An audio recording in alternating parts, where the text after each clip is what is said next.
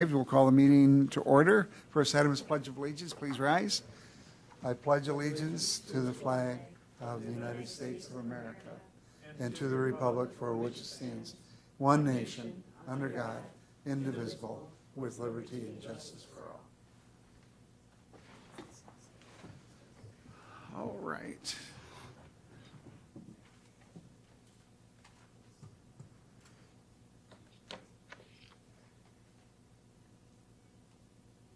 First item is public comment.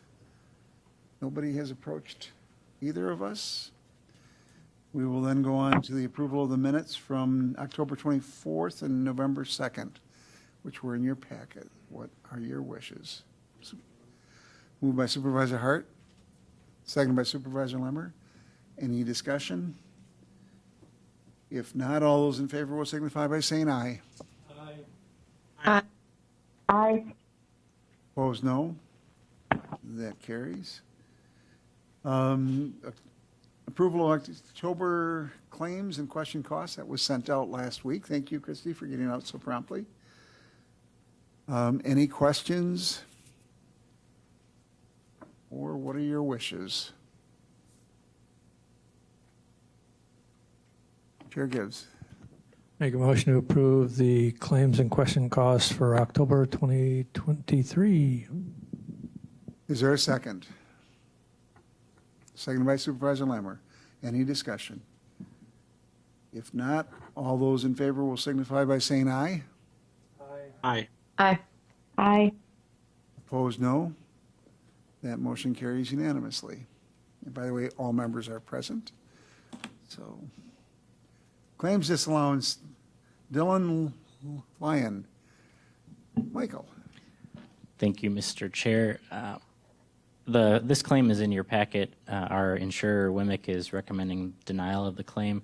This claim arises from a vehicle that struck some concrete chunks on Highway 29 between Ringel and on the way back to Schofield. 29, of course, is a state highway and not under county control. Additionally, there isn't any information relating the concrete chunks to any operation of the county, so that's the basis of the recommendation for denial. Are there any questions? What are your wishes? Chair Gibbs. Make a motion to deny the claim consistent with our insurer's recommendations. All right, is there a second? I'll second that. Second by Supervisor Marshall. Any discussion? If not, all those in favor of disallowance of the claim will signify by saying aye. Aye. Aye. Aye. Opposed, no. That motion carries unanimously. Move on to item 6B1, the 2023 capital improvement budget for the Marathon County Jail Kitchen Project. I assume that's you, Chris? Yes, sir, Mr. Chair. I'll start with a kind of an overview of the project. We've been keeping public safety more abreast of this as it's moved through since approximately April, really, when we started looking at how to resolve the general situation. At this point, where we're at is that we've worked through the final pieces that we needed to have Summit, which is the vendor to prepare the meals for the jail, to operate out of the cafeteria space at UWSP Wausau. So we anticipate being able to have that set up and able to run in about 4 weeks, mostly due to equipment lead time. And their operation in that space would be sort of an interim stopgap. It achieves a couple things. One, it gets Summit up and operational, gets their staffing in place. It also pulls the jail meal preparation away from the North Central Healthcare kitchen, which they've done an amazing job of accomplishing this, with all the transport and logistics involved. But they also have, everybody has staffing concerns from time to time, but their priorities are not the jail. Their priorities are going to be the nursing home and other clientele that really are what that kitchen over there is there for. So by getting this interim stopgap measure in place, it gets people on board sooner, and then it also provides the opportunity for the construction to begin in the jail space, and then Summit would transition out of the cafeteria into the jail once that was complete. Depending on the staffing effort for Summit and North Central as well, and things outside of our control like Christmas and hunting, we'll probably end up shifting to the beginning of January as more of a firm start date, at least tentatively. It's just a cleaner way of looking at it in terms of the general activity that people are involved with during this time of year. That's all to be determined, but the pieces are effectively there and ready to be put in play at the appropriate time. I already noted that it will pull the work away from North Central. That will require the jail, Summit, and North Central Healthcare to work together on a smooth transition plan. That once we have clarity on the timeline, at least a tentative timeline, then we can bring those people together and get that coordinated. But don't want to get the cart before the horse. We'll coordinate that once we have that clarity that I mentioned. Timing is a big reason why I'm here and why the resolution has an up to number in it. As you know, November is mostly wrapped up in budget deliberations, and there's only one board meeting in December on the 21st. So bringing this forward now means that if it's approved, we can finalize the big bid package and then issue the RFP this week versus waiting 4 to 6 weeks just for to get to an approval stage. The up to number is one that was less than I previously reported to public safety. At the last month, it was hovering around $635,000, and that number has come down. And I'm confident the project costs will come even further down due to the fact that we were able to make a successful appeal to the Department of Corrections to separate that space out of the secure perimeter. And what that means from a construction point of view is that if you have to build something with all of the jail requirements that Department of Corrections requires you to do, it's a far more robust, in ways of materials, in ways of security, use of metal, thick plaster ceilings, and so on and so forth. So by demonstrating to the Department of Corrections that there's still double secure entry and exit out of that space, but we don't have Huber, there's not inmates who are ever going to be working in that space. It's actually it's on the kind of outside of the jail already. They agreed that there was no security concern, and so then that allows us. We got this news last week, so we've been looking and reassessing the design and the planning to figure out what can we do alternatively, which will come in at a lower cost. So the up to number is due to that DOC variance being granted last week, and we're still working on the alternatives and seeing where the costs will come down.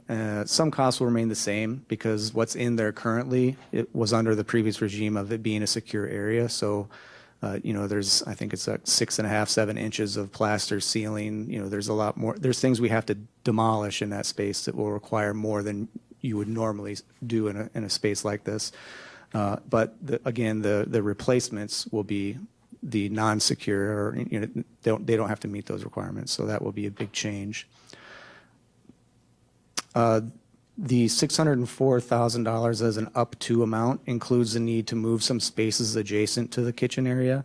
There's a maintenance closet and a break room there, and Summit's going to need that space for dry goods storage and for some refrigerated storage as well.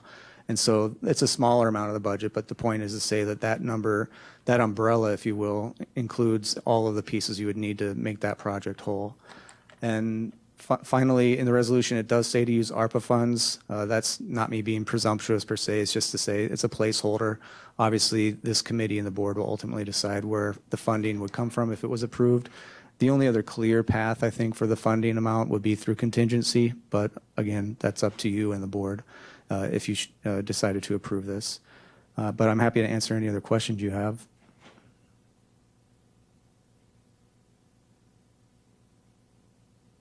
Are there any questions for Chris? So again, the operational date, target? The target would be to start in January if we can get the ball rolling on the RFP this week. Let me reframe, for serving meals out of the facility. Oh, out of the facility? If we get everything teed up for construction in the middle of December, again, you're dealing with the holidays and whatnot, but that would really begin in earnest the same way as Summit working out of the cafeteria space. So you're probably looking at 4, maybe 5 months on the long end to get that completed. It could be done sooner, depending on the pace of work, and also due to the fact that the stuff we'll have to put back won't be as rigorous as it was prior to the DOC variance. So it could be 3 to 5 months. We've already arranged with UWSP to pay a very minimal rate for the utility usage there. It'd be $150 a month. So that's good news in terms of using that space. We're not renting space that we own back from UW. So that, and we've coordinated with a vendor in there who's incubating their food business as well. So the shared space, that's all been coordinated already. But these are the pieces that are sort of just waiting to see what happens with approval. Are there any questions? Any other questions? If not, what are your wishes? The request is for up to, therefore, request is for $604,000 out of ARPA to fund the kitchen remodel at the jail. What are your wishes?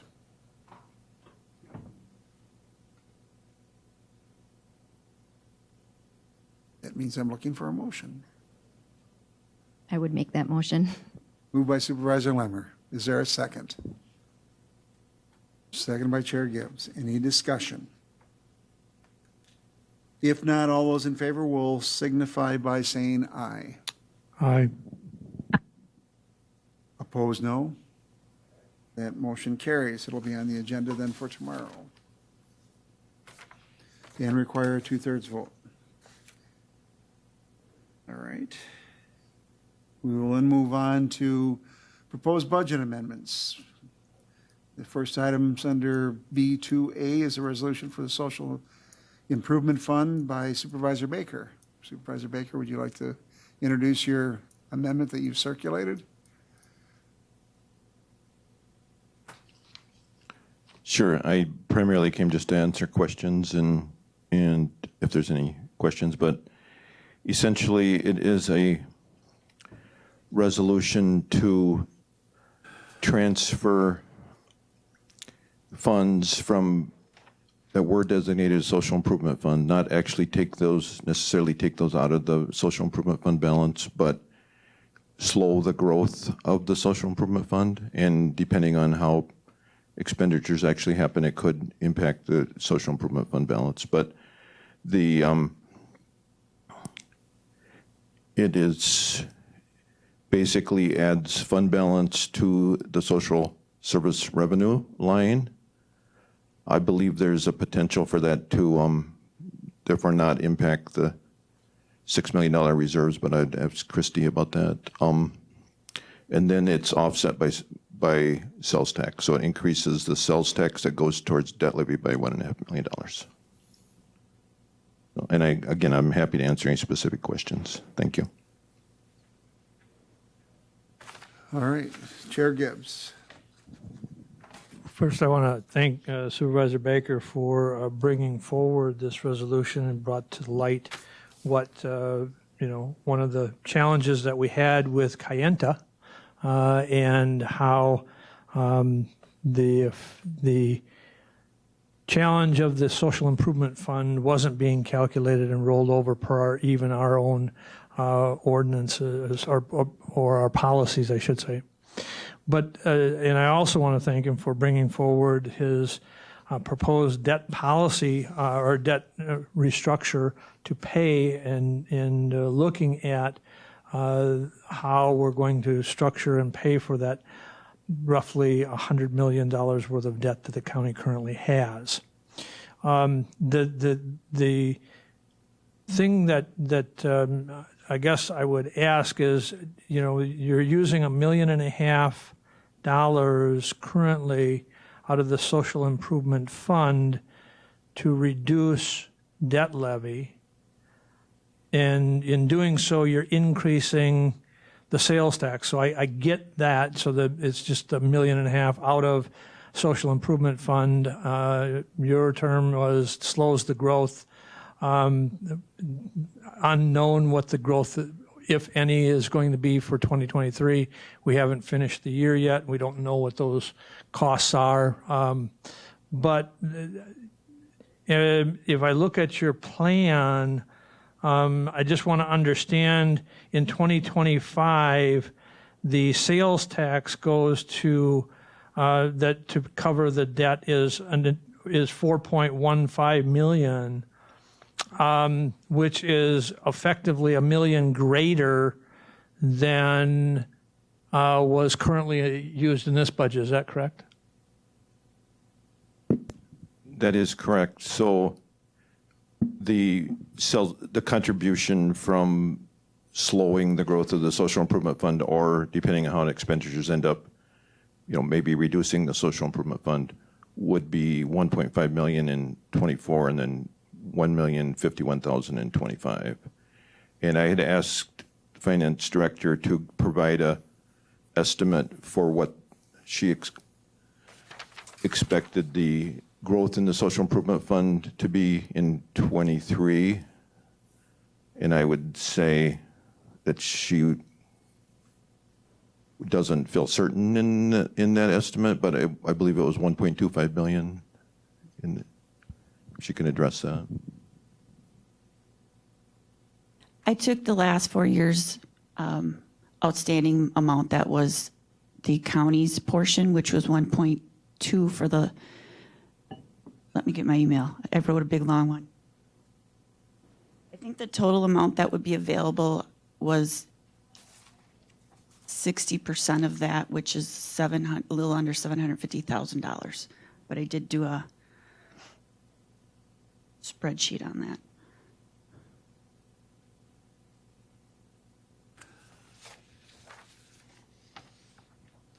So the total amount of the programs that had a portion of county levy in them, there was about 5 of those, and I took the 2019 outstanding balance of 1.5, and I figured, okay, of that, let's say in 2023, 80% of that's realized as an outstanding net increase to fund balance. Of that, proportionately for 2019, 60% of that was able to be recaptured as county share, and that was 1.2, but of the 1.2, I estimated 60% of that is what would be available for CIP or fund balance to be put back into the social improvement fund or for anything. So it was a big, long calculation, but I took the lowest amount from the last 4 years of the 5 programs that had county share. I figured conservatively we'd take an 80% of that. And of that, if you look at the proportion that was county funded share, it's 60%. And so that's where I came up with the ending number. So 1.2 is the total for those programs. And of that, 60% is what the county would recover. And that gets us to 760,000. And again, it's just an estimate based on historical documents from the last 4 years. Can I ask a follow-up? Please, go ahead. So with the way that the transactions are structured, that the funds that are coming out of the social improvement fund balance are going into revenue for social services, is the restriction, the county restriction still there because all of that money is still used for social services? I'm not quite sure what you're adding or asking. Is that for the resolution amendment? Yes, because there are no in the transactions in the resolution, there are no social improvement funds being used to pay debt. Correct. All of the social improvement funds that $1.5 million is being added back into the revenues for the social services. So I'm not sure. So I'm asking, does the $6 million restriction still apply the way that is structured? Because it seems like we're still using all those funds for social services. Yes. So right now the funds that are designated in the amendment are sitting in the social improvement fund balance. So that's a balance sheet account. So in order for the social improvement fund to use those in the following year, we pull them back out as a revenue back into the operating budget for 2024. And so they're within that social improvement fund. They are going to be used for that. With that, that decreases the net tax levy that's needed for that fund. And the remaining portions of the amendment are moving sales tax between the general fund and the debt service fund, so that the net effect is there will be a decrease in the tax levy of the debt service and an increase in the general fund, and overall decrease in the tax levy for the social improvement fund.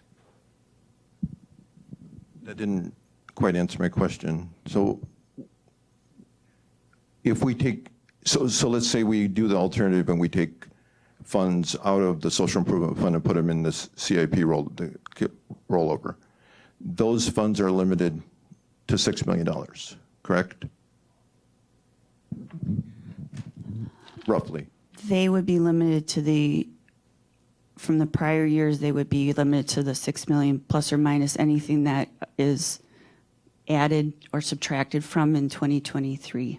Correct. Yep. Okay, that's Sorry. my understanding. Oh, sorry, I thought. No, I wanted you to confirm that first. But then, so my question is, the approach that the resolution takes, there are no funds from social improvement fund that are used for anything other than social services. So I would at least think that that $6 million restriction does not apply to that, because we're not using those for anything other than what they're intended for. I guess differently, I think I got the question right, is roughly there is 8 million of what is considered restricted inside that fund. And so the question is, if we use 1.5 million, wouldn't it be proportionate? Some being county tax levy, the 6 million portion, and then some of the restricted, because it's all being used for social services, is what I think Supervisor Baker's asking. So we're not just restricted to using the 1.5 million out of the 6 million for social services programs. It's the 1.5 million of the total 14. Yes. You'll be using 1.5 million out of the total 14. For social services. So Yep. does that only then does that only reduce the 6 million carry forward that's rollover, meaning it now if we did that next year, there would only be 4.5 million that would roll over to CIP per our policy? Or would it reduce the full 14 million and proportionately reduce the 6 million and 8 million, if you will, if we piece it into two parts? Because out of the 14 million, we determined that for 19, 20, 21, and 22, that amount was 6 million, so that's going to stay as the 6 million. So what we're doing essentially is taking 1.5 million from that part, the 6 million. That leaves you 4.5. Then that the end of 2023, we would then again evaluate how much of that would be county funded fund balance, and that could be an increase or a decrease to that amount. And those funds would be available for 2025. And your policy now states it would roll to CIP, but again, you could make that change and leave it in the CIP or in the Social Improvement Fund, or move it to any other area that the county board. So I guess the other question, that I still don't think we've answered the question. The question being the restricted portion in the Social Improvement Fund, how does that get allocated for use? Is it the restrictions stay with it forever, and it has to be used for the specific purpose that? And why wouldn't it be reallocated to social services, not be social services a portion? It would be, the restriction is for those programs that are available for social services. The 6 million, either way, if it is county share, would be moved from restricted to non-assigned. I'm not sure. The county part of the fund balance? Oh, the other part has to be used for social improvement fund programs. And a portion of that is social services is the income maintenance consortium leader. So some of those items, and a great deal of them, are flow-through monies, which is a third-party administrator of those programs. And they are not the third-party administrator, but they do have to record those transactions on their books, so that's a big dollar amount. The other one is that they do services that are Medicaid eligible, and even after the service is provided, they have up to, I think it's 12 months, Gary, 12 months Medicaid to bill. So even if services are provided in 2022, you would still have 2023 to collect on those. So that's what a large portion of that would be, and that will clear out as those programs are being billed and the items are collected. So really what you're saying is that 8 million does not have the same flexibility as the 6 million does, because the 6 million is the only portion that's usable for the amendment. Yes, sorry, that took me a long time to get to where you guys knew. Yeah. 6 good, 8 no. Okay. Supervisor Baker. Thank you for that explanation. And the plan does not, either the long-term plan or the short-term plan, does not use more than 6 million. So that's, I guess, not an issue. I do want to, just for the purposes of being transparent, I do want to mention that there is a second, now therefore be it further resolved, and that is that the social improvement fund balance would not be included in the KIP fund rollover for 2025. So that, that's kind of a separate issue, but basically the idea being that would then be available for future county boards to decide what to do with that. So that's, a little bit separate issue, but I didn't want to not, I wanted that to be transparent that is in there. Thank you. Chair Gibbs. Well, the other thing that when looking at the proposed debt policy and payments, it relies heavily on NCHC's ability to cover the portion of debt that was spelled out and spelled out even on the resolution that the board adopted. And being the chair of the NCHC board, I know I've had discussions with the administrator and their finance director.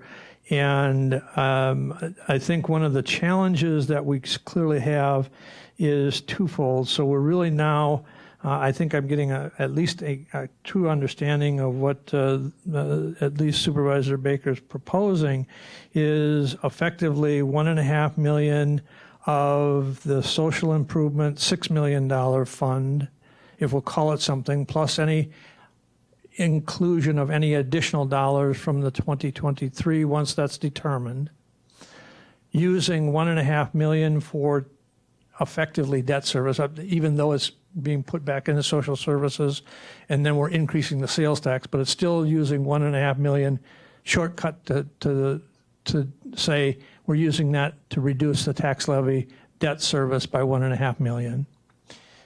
We also then use $1 million of that potential fund to backfill what would have been sales tax for next year. But it also is incumbent upon NCHC being able to increase their debt service from $2 million to $2.5 million. So I've actually invited the administrator from NCHC and also the finance director to actually go through and explain, at least to this finance committee, what it sees as possible, and also what it sees as the extreme challenges and opportunities that it has with moving forward with trying to get to the high number on the debt service chart of $4,150,000 $131,777. So unless there's objection, the chair, I'd like to invite Mr. Olson and finance director to explain their challenges when trying to accomplish the debt service levy. Without objection, we'll go ahead. Okay, thank you. I want to give just a little bit of history here with this, because as Jason and I have sat down and looked at the debt that we have to do and how we got to the number this year, everything is pretty much based upon census. So when you look at the debt levy that we have, the Mount View, the debt levy that's for Mount View, and if you look at this, I've spoke a lot about county government and county finance, which is what I'm very versed in. And when you look at these programs, normally, like the nursing home would be what's considered an enterprise fund. And you expect an enterprise fund to be able to fund its debt, which the nursing home is. So the nursing home is able to fund its debt. So when you look at the portion of the nursing home that we're able to fund that we have, then you get into our other programs. They're more like your social services programs. Those programs are not quite like an enterprise fund. Those programs are more difficult. Now, we're just a little bit different because we do have, in those programs, we have our inpatient hospitals, the youth and the adult. We have our adult and youth crisis facilities and MMT, which will be opening. Now, with those, any money that we receive is driven on census. So when we look at the money that we have and any ability to pay back the debt, it's all driven on census with those programs. Now, as I sat with Jason and we looked at the numbers that we have for 2024 budget, we got pretty aggressive on the census numbers. Now, if you remember when we came and spoke to the whole board and Jason had talked about some of our challenges and opportunities that we have, census is our main challenge and it's an opportunity. This is something that we're working on currently with those departments that have the census. We're working on them to see how we can get that census up, what we can do. And there's a few barriers in that. And so with that, what I'm afraid to do is to actually put out there a number, that I give you a number and say, we're going to make this number. I put on my finance director hat from my years of doing that, and to me that puts us in a bind that we look at, because there are so many unknowns that we have right now. We need to get through next year and see how our census numbers equate to what we've put in the budget. We have the ability to go higher, and if everything starts looking well on what we have in planned and what we're working on, I mean, our goal is to get as much money as possible to put towards the debt. But right now, we're looking at that $2 million that we're paying for. We just want to make sure that we can get that next year and then look and see how we move forward. The nursing home beds aren't even open yet. They'll be open in December for those extra beds. And when we look at all the other census numbers, right now our census numbers have been trending up, but we're still very aggressive for next year's numbers. So when we look at 2024, we got aggressive in those numbers, and we kind of need to see. So to give you an actual dollar amount, I don't feel comfortable sitting here and saying I can guarantee you a dollar amount. I mean, the one thing I can tell you is that with the new leadership that's been put in place, and I hope that you've seen that, especially over the last few weeks, we are aligning ourselves to be more of a community programs program. We are doing the programs that we are mandated to do, that we've been asked to do. You now have leadership in the top leadership positions. They're county-based. They're bringing us around more to the Tri-County Agreement. And we're working in that direction to be able to do that. But to really give you a number, I can't give you an exact number. As we get into a few years here, I think we're going to be able to see the trends and how things are going with all this.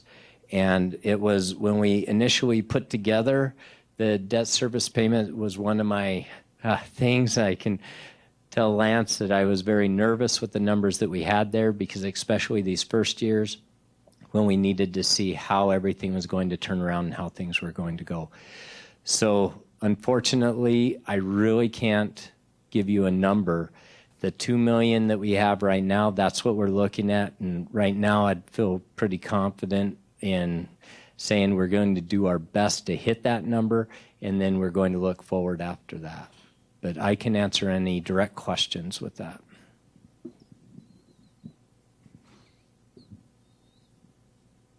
Administrator Leonard. I just want to make a statement. It's not perhaps helpful for your ultimate discussion on the resolution, but I'm going to state something I think everyone in the room knows. I mean, the county's relationship with North Central is different than the relationship that it has relative to its bondholders with respect to the debt service. And Gary alluded to the fact that he and I think he was very green in his position when we sat down to do that. By statute, for any bond, and Christy did a nice presentation recently on the difference between bonds and notes. Actually, that was Christy and Kristen Waller from PFM. Relative to bonds, we are statutorily limited. They are 20-year term. We can work with North Central to essentially stretch that out, and that's the approach Gary and I took with the chart that's in the budget message. We essentially decreased moved some of the debt service that North Central, in its initial master plan work, indicated that it was able to cash flow and service. We pushed some of that toward the end, actually extending beyond the 20-year term. So I just want to state you do have the ability to continue those conversations. Again, I realize it's probably not overly helpful as it relates to budget determinations for this year, but as we learn more, we certainly can talk about how to restructure, for lack of a better term, that debt service.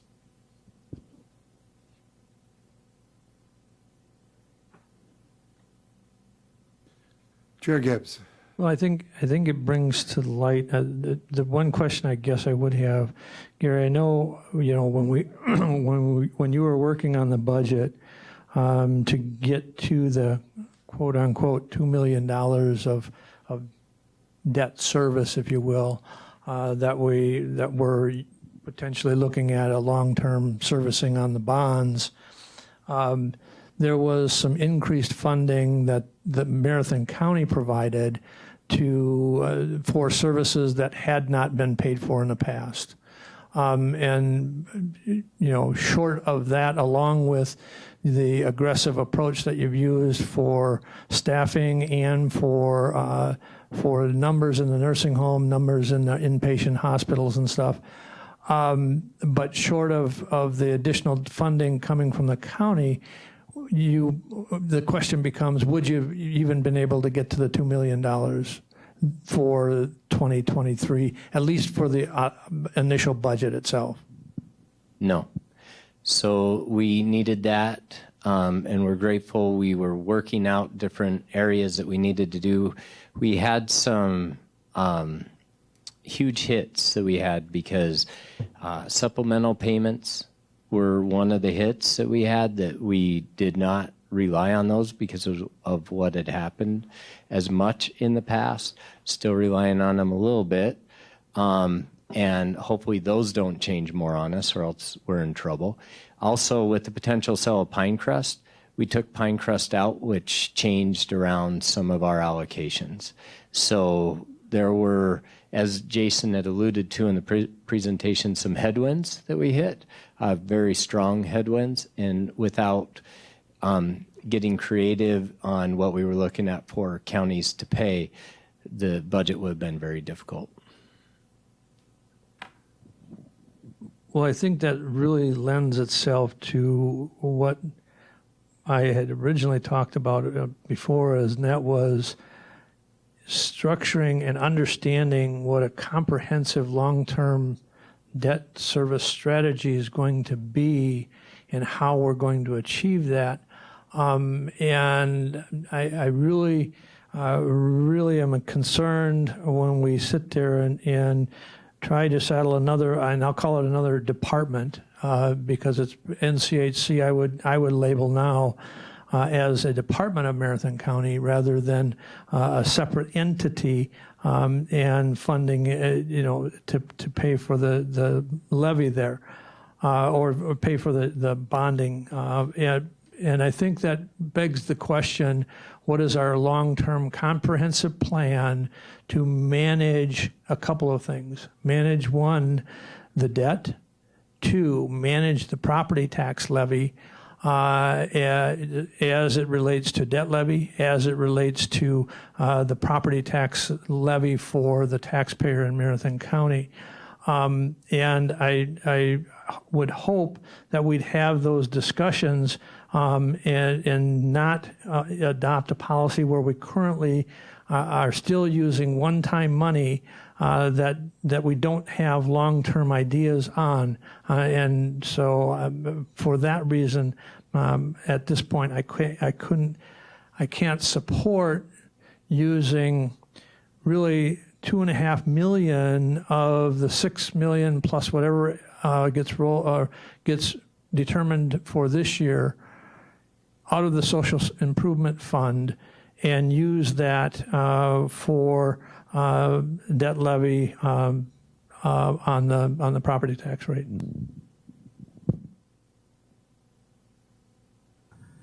Other questions or comments? Supervisor Hart.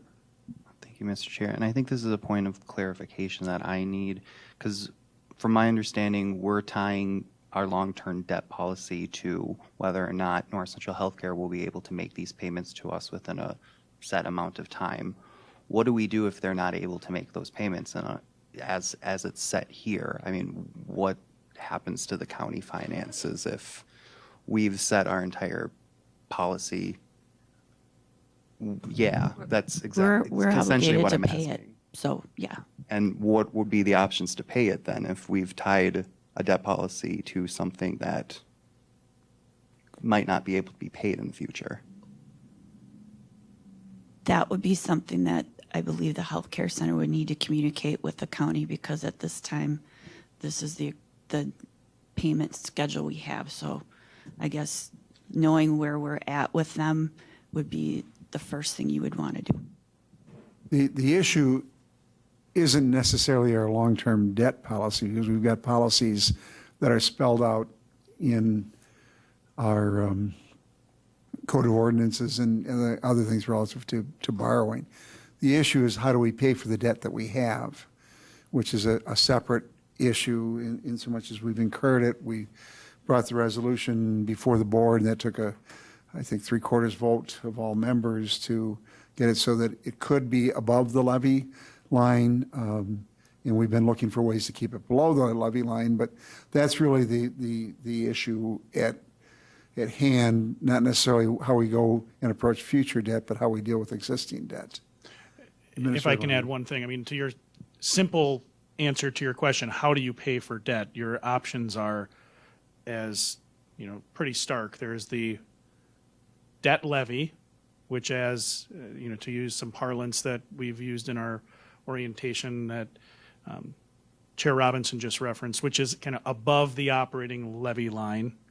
And then you have kind of our strategy that is within the budget message. You have other revenues to attempt to service debt that are not debt levy. So sales tax, some other fund balances which you've used last year, or a fund balance which is the subject of the proposal before you here today. Those are your two options. And as you build a budget, when you adopt a budget, that is when that decision of debt service levy or some other combination is made, because you can't levy other than what you indicate in your budget.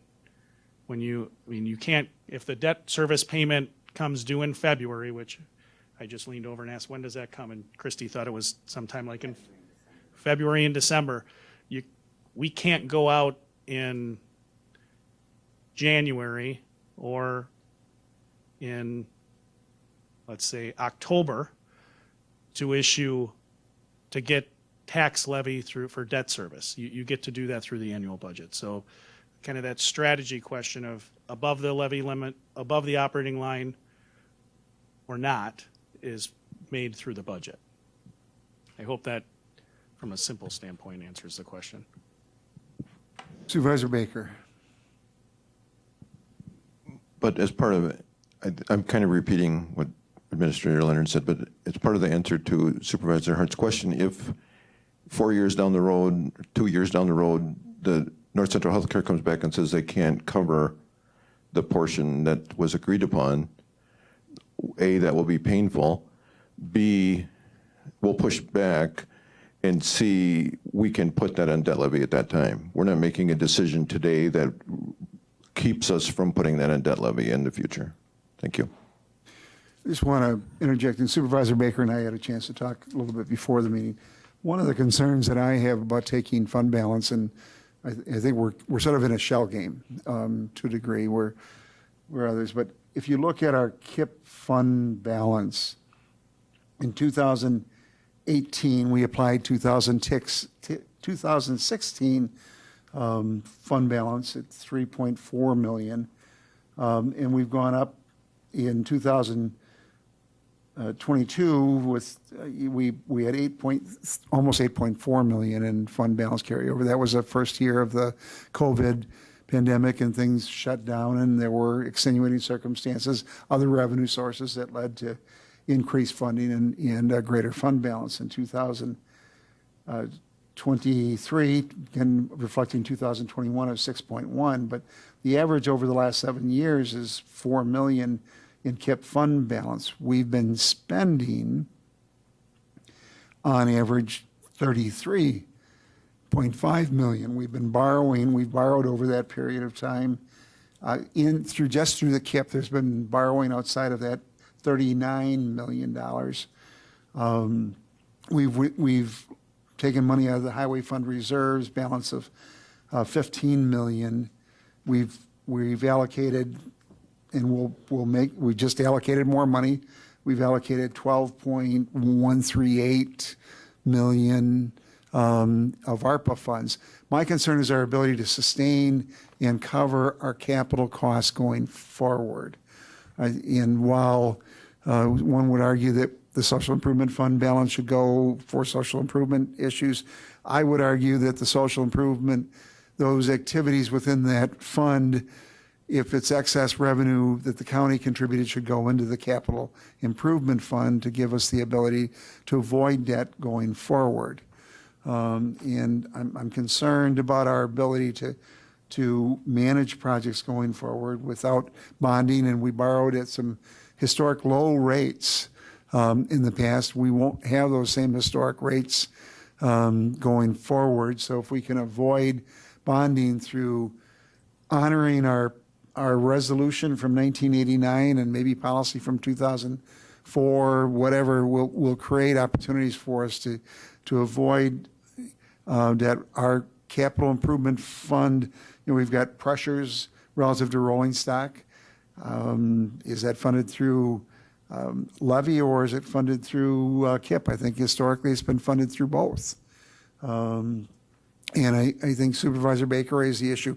We need to straighten out how we're using our fund balances, what goes into what fund balance, which is an appropriate level of fund balances going forward. I think those are great issues going forward. I very much appreciate highlighting the fact that we've got the surplus in the social improvement fund, but I think we also need to be careful to protect our ability to deal with our capital needs going forward.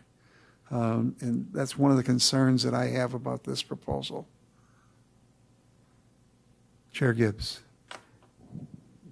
Well, and you're 100% correct. And one of the questions, and that leads to the other part of the question. If we take on the part of the resolution then says that the social improvement fund is not going to roll over to the CIP fund per our, at least per our current policy, which current year's use of ARPA along with tax levy, with sales tax and fund balance, total projects, are significant. That ARPA, for example, is $11 million. Rolling stock alone funding at the 2024 level is $1,831,000. That will go up based on our policy by the CPI index, 5-year average CPI index. And if we take this $6 million out of the rollover into the CIP, I really struggle without having effectively any ARPA left to utilize because I think we have pretty well depleted or at least committed a vast majority of the ARPA when we took another or potentially, did agree to allocate so much for the broadband expansion grants that are yet to determine whether they're fulfilled, but then additional CIP projects today. I really struggle on finding how are we going to maintain the assets, including the rolling stock that is by policy defined, when it's something at its end of useful life and when does a squad car get replaced, and all of those are defined. And if we're going to exclude the 6 million minus whatever add to it the rollover from this year, and then subtract out effectively 2.5 million out of that, and then that remainder is still exempt from not going into the CIP. I don't know how we manage that, and so I would like to have that total comprehensive look at all three of those things, understanding our fund balance policy, understanding how we're going to fund CIP and rollover moving forward, understanding how we manage our debt and manage the tax levy all in a comprehensive one look, and all of those policies coming together to look at it comprehensively. I'm really question if we look at it piecemeal, that we're not getting the total picture, and that then leads to the as Supervisor Baker put it, the unfortunate part that we'd have to service that debt at that time with debt levy, which would mean a significant increase in the property tax rate potentially to the taxpayers. And I think it's incumbent on us to manage that long term. So any other discussion? Supervisor Hart, then Supervisor Baker. And then, Hello? Supervisor Marshall here. okay. If I'll put you in the queue. It's Supervisor Hart, Supervisor All right, Baker, thank and you. then you're in the queue. Thank you. And one of the reasons why I ask about the future, because I'm really concerned what happens here in the future, especially with capital improvement projects. When this year we had to, we had a culvert washout. Like I said, the building that we're in right now, a couple years ago had the wall falling off.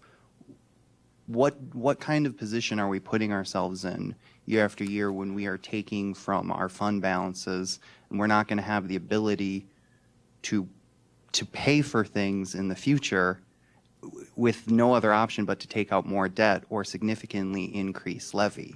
I mean, that's what I see as this is setting us up for a future in which we are one disaster or one recession away from completely bankrupting this county.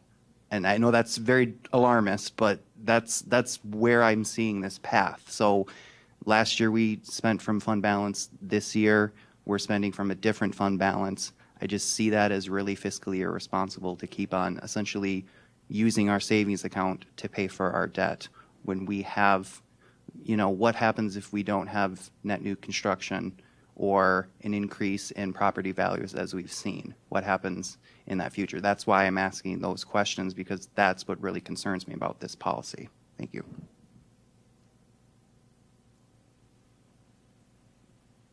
Right. I want to get at one of the, or Supervisor Baker, go ahead, and then Supervisor Marshall. Thank you. So I would say that the county is in very good financial shape. I don't think we're close to being bankrupt or, in any kind of financial jeopardy. I think we have a very strong balance sheet. I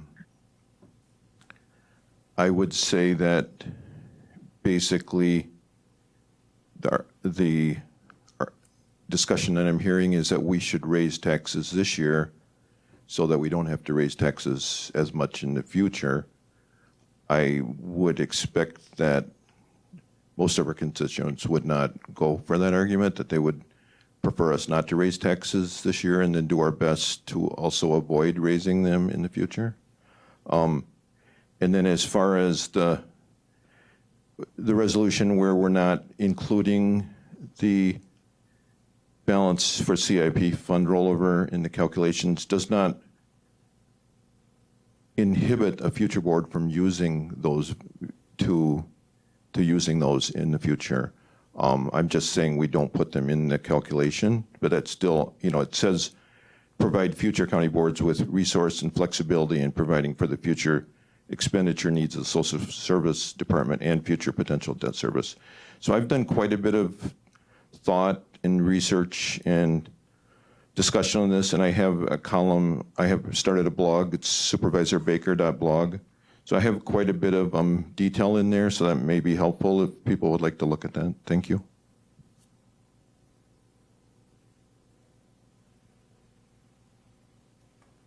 All right, Supervisor Marshall, I'm sorry. Thank you, Mr. Chair. I would like to thank Supervisor Baker for proposing this debt levy proposal.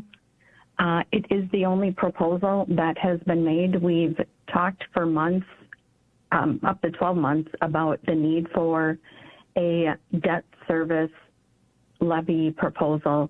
So I thank him for putting some numbers on a piece of paper and some thought behind each of them to make a usable product. One of the things that I noticed is that on the 2023 forecasted amount, while we don't have a forecast officially from the Department of Social Services, I believe Christie took the 2019 number to give the most conservative estimate of the rollover being $700,000.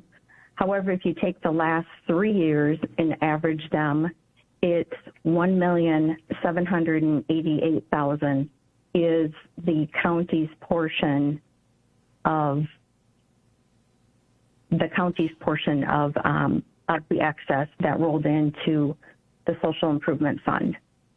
So a significant amount is about $1 million difference between averaging the last 3 years and going back to 2019. Also, we should expect that North Central Healthcare should keep their commitment. We should expect that this amount that was agreed to, again, with us taking on a greater share of that debt, should be adhered to. And the debt levy portion is not limited to net new construction. Should something need to be, there could be a budget adjustment, just like we've done budget adjustments this year for any future board. And for that reason, I support this proposal. Thank you. Supervisor Lemmer. Thank you, Mr. Chair. I wonder how much of the numbers that Supervisor Marshall just gave us can really be relied on, because I feel like we are still unwinding from the snarly mess of COVID, and some of those staffing positions haven't been filled. So those savings seem higher than what they would normally be. I think it makes more sense to go back before COVID. And maybe that's a question for the NCHC team or for the administrator. So I'll hopefully answer your question. If you're looking at the CIP rollover, I think the underlying idea that 2020 is not probably a great year to utilize for the remaining fund balance from individual departments, I think that's a fair statement. As alluded to by Chair Robinson, when the pandemic started in 2020, the board directed me, I remember this because I took a new job in January of 2020, which was an interesting time then a couple months later. One of the things you directed me to do was work with the department heads and institute a pandemic response plan that we did a number of things. All of them were aimed at controlling expenses and seeking to maximize outside revenue because, quite honestly, nobody knew what was going on. And we wanted to make sure we were protected, the county was protected from a financial situation. So I can pull up that document at some point if you want to look at it. But we did put in place hiring, for lack of a better term, hiring freezes. I work with Christy in HR to essentially say, hey, we're going to refill vital positions, but we held a lot of positions open. So that's one of the expenditure restraints we put in place. On the external revenue side, Chair Robinson kind of alluded to this with the large amount of CIP that rolled into 2022. We sought outside funds through what was then routes to recovery. The county got an allocation. We maximized that allocation. But we also, under that program, there was the opportunity for other municipalities that if they weren't going to utilize their full allocation, they could transfer it to another municipality. So we worked very closely with municipalities within Marathon County to say that if they weren't going to utilize their allocation, they could transfer it to us. So we actually had, and I don't have the numbers in front of me, but we did receive more revenue under that program than we actually were entitled through the initial allocation. So 2022 CIP rollover and the growth in the social improvement fund in 2022 as a result of the audit, I think there are some concerns I would have if we use that as the baseline. Conversely, a lot of things have changed in social services. And I just had a call this week on Monday with some colleagues, and this is a topic we looked at. When you look back in previous budget messages, and I've talked about this before, we had, and we've always looked at out of home placements. That's a significant cost driver. Beginning in, really it was probably 2018, and Mike's here, so he can probably chime in, putting him on the spot. But our out of home placements have, since a high that probably was in 2016, 2017, they have trended down, which is a good thing.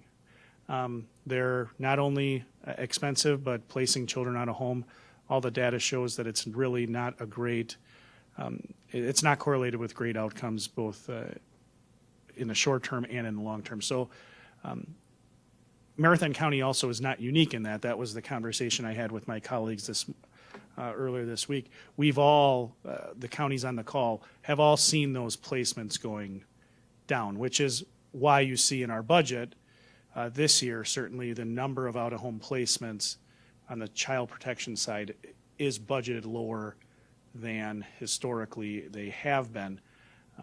That's based on experience.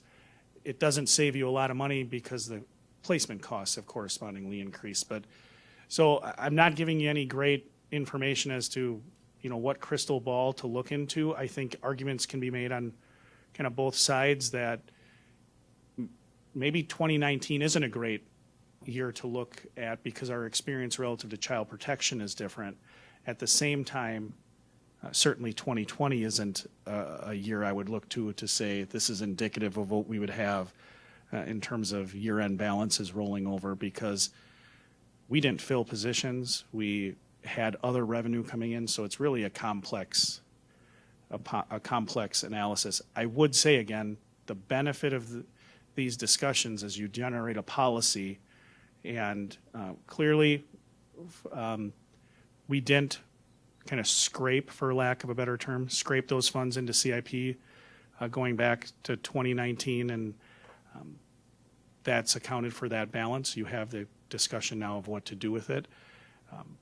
But the policy decision of how to handle that is yours.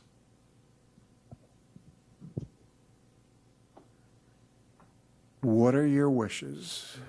We have a proposal that no matter what we do, will be before the county board tomorrow.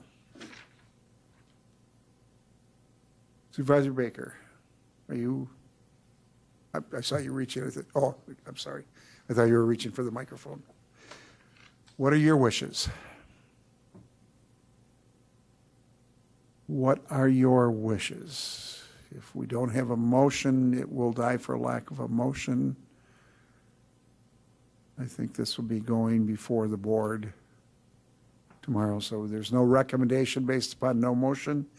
The issue will be presented without a recommendation either way tomorrow for discussion. All right. We will then move on to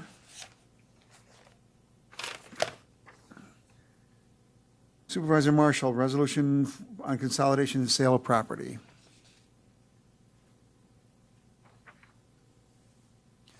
Thank you, Mr. Chair. This is a resolution with just changing a couple of things, and that would be supporting the desire of administration to apply part of the sale of property to existing debt service, but also help to fund a large capital improvement project. So the first $3.9 million would be applied to existing debt service, which correlates with the proposal from Supervisor Baker. And the remaining amount would be put into the large capital improvement project fund as, like I said, supported by the administration. And the premise of this is we have valuable assets. However, when we're moving our departments from those buildings, that my intention is that we don't go into the landlord business, but that we fund other things that the county needs with the proceeds.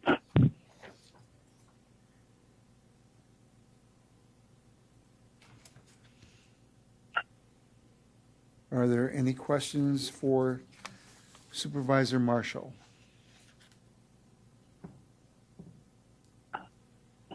Supervisor Hart. Thank you, Mr. Chair. So, in reviewing this last week, I think I like this policy, except I don't think this is an appropriate place for it to be placed into the budget. What I would like is for us to discuss this, and this is my formal request of the chair, for us to be able to use this as the basis for a policy for us to do this for us to offload these properties or do something with these properties, because we do have to come up with a policy for this. I think this would be a really good start to all of that. And I will say that I don't quite support exactly what this is, but I support the basis for it. And I think that we need to flesh out that discussion in the committee as opposed to bringing this to the full board, because I think there is a lot that needs to be fleshed out that we can do here. That's the purpose of the committee system, is to have the people in the room that we can talk about this instead of at the full board where this could get off track very quickly. So that is kind of my ask, is for this to not move forward as an amendment and instead to bring this up in the next couple months for us to begin that discussion that we do need to have, because these properties are becoming vacated. Thank you. And let me reiterate comments that I made at a previous meeting. We've asked, this was one of those items that was identified in the committee's work plan for this 2-year period. And I have requested Corporation Council to prepare all, our policies, procedures, ordinances in state statutes governing the issue of disposition of property. And again, we have, several types of property that we own, and I think this is aimed at the buildings that we're vacating as part of the move to North Central, but there are also those tax foreclosure and REM properties that we're doing that we've just recently adopted a policy on. There are other surplus properties, remnants, and others that we should be evaluating and moving on. And he's prepared to begin that discussion on at our next meeting, which would be on the 28th,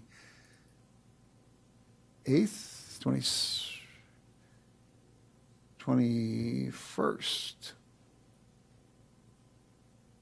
So we will begin that discussion at that time. And I don't disagree with the intent behind it. I think that there are, I think we'll have a policy put forth, and I think we're all moving in the same direction. We own too many parcels, and we should be looking for opportunities to look at housing and other things on some of those parcels where it makes sense, and just getting out of the landlord or ownership building on many of those remnant parcels. That's the purpose behind the committee work plan item and the request of the Corp Council. Mr. Chair? Go ahead. To do that requires an approval of the county board to spend $4.3 million, not knowing what type of return they're planning to get for the properties. So effectively, you're asking people to pass it and not know I guess I would like Supervisor Hart to talk about the specific things that need to be weighed. This is a straightforward proposal. If we're talking about economic development, what type of things is supporting this proposal? Supervisor Hart. Thank you. One of the things here is we can't guarantee that the sale of these properties will make up the balance here. As someone who now works for the city, and I sit I'm clerk the finance committee, sale of property in Wausau, there's a lot of things that go into it. There's a lot of back and forth discussion, and what you think something might be valued at, that might not actually play out. So that's one of my concerns here is the sale of it, and what happens if we commit this with this amendment and then we don't recoup those funds into the next year because the sale we didn't get the sale that we wanted back, because we're putting out for sale. We don't know if anyone's even interested in these properties right now. That's a discussion that we have to have probably in closed session, because that's how we sell properties. So that's first and foremost one of my big concerns here is our ability to actually sell these, recoup the cost, and then what happens in the next year.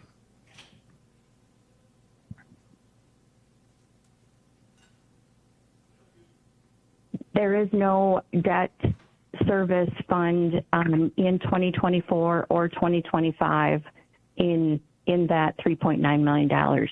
I would be happy to make it up to $3.9 million to address that concern.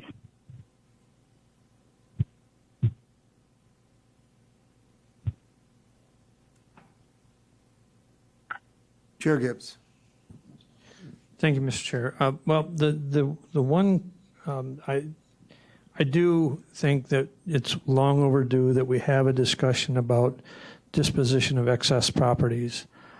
The question that comes about, though, is the way this resolution reads. We have to put it out for sale, and it is sold to effectively the highest bidder. I don't know that that's in the best interest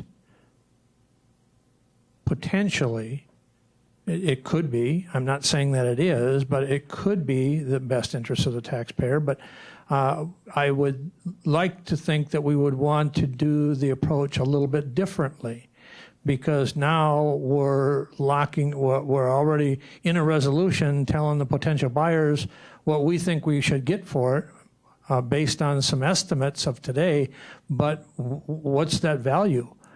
I serve on the NACO board of directors, and I can tell you that commercial real estate today has significantly decreased in value compared to what it was 4 years ago, prior to the pandemic. And the reason I can tell you that is because NACO was able to renegotiate its long-term office lease in Washington, D.C. with a $12 million savings. Now, that being said, that means that the commercial real estate market is somewhat volatile. And so I would say I think that although the intent of the resolution is clear, I think there's some things that we need to really understand, and that is we go out for RFP rather than just say we're going to sell it, because not all offers to purchase are not all the same, meaning we'd want to be able to control potentially what goes in that property or what activity is going to take place on that property long term. Because if it's an entity that's going into business and that creates additional economics for the county, positive. If it's not, then maybe it's a detriment. If it's something that's an undesirable business, it's even a bigger detriment. So the question really becomes is, do we have the right mechanism to dispose of these properties, and what is that mechanism? Is it just listing those properties on excess property lists? Is it going out for an RFP and finding out if somebody wants to purchase it or repurpose it? Or I think that those are the kinds of things that I would be looking for that gives us more clarity on long-term value for the taxpayer of Marathon County. Supervisor Lemmer and then Supervisor Hart. Thank you, Mr. Chair. It seems to me the bank that's in the social services building still has a lease. How does that factor in? And then just jumping off of what Chair Gibbs said, I think I like that because I don't think the county business is siloed. We have to play nice in the sandbox, and so it makes sense to have conversations at large about these. I'd rather be strategic with this policy because I think we need it. I totally agree with the concept of it, but I think we need to be more strategic with all the different types of properties we have. Administrator Leonard. To your specific question, Supervisor Lemmer, there is a lease that's currently in place for the credit union that operates out of the property that the county owns on Thomas Street.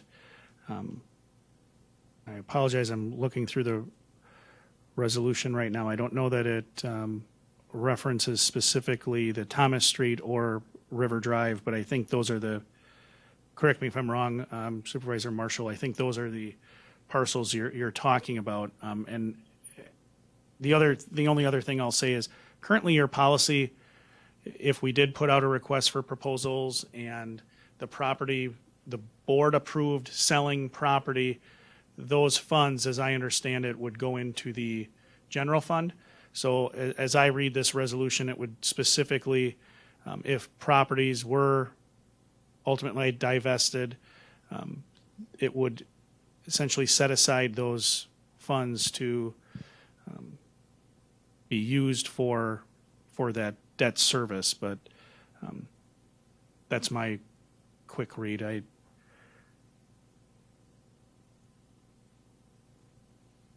limit the need for the county to incur future debt. So if you set up a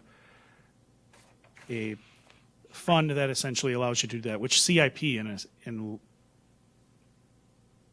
at its core, that's what that does. So if the funds, and I'll ask Supervisor Marshall if I'm misspeaking, but the simple question to your initial question of, is there a lease? Yes, but we are working with them to try to find another location. They're actively looking for a location to utilize.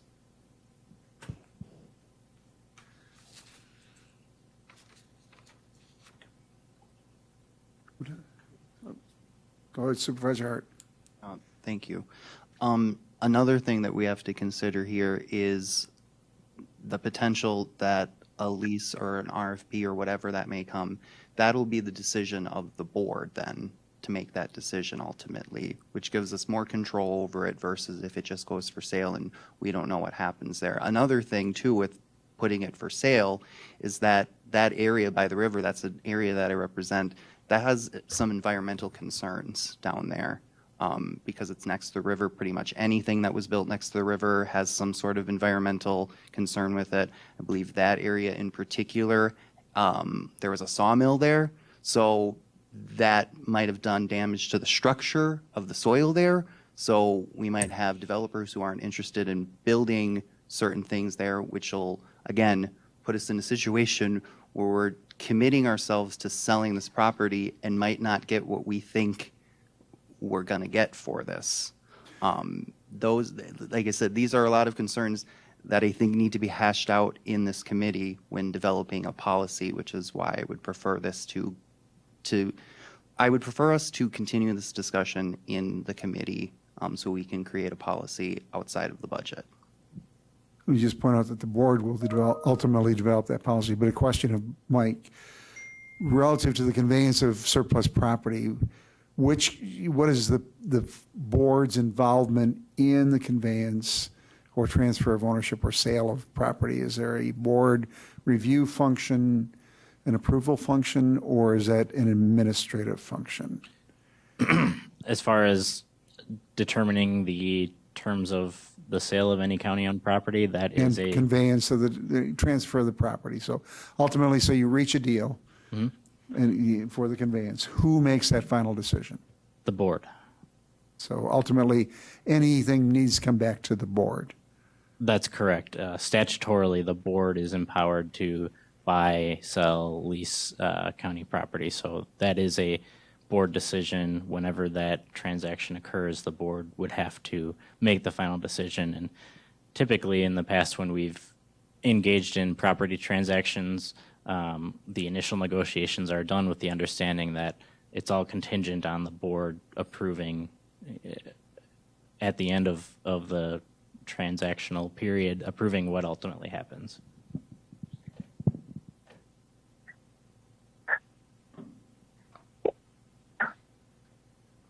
All right, any other questions? If Chair Gibbs. So with that understanding, then would this resolution it can't preempt that future board decision, can it? I mean, and that's kind of what it's doing, is it not? Or it's attempting to, but according to what you just said or ruled, is the future disposition of that property would be the future board's, whatever board's decision upon the time of disposition. So predetermining that now in this resolution, is that appropriate? I think what you're aiming at is, this proposed budget amendment creates a policy statement related to specific properties and the sale of those properties. The way I read it is that this amendment would approve in the budget the 4.3 some million for consolidation of departments at the North Central Healthcare Campus, and then directs staff to list for sale the vacated properties. Those properties would subsequently still have to be, the sale would ultimately have to be approved by the board And if a future board determined, however it wanted to determine, that board would control the sale at the time of sale. I think this would start the process and give direction to staff on steps to take right now, but the ultimate sale would be a completely separate issue. That's how I'm looking at it.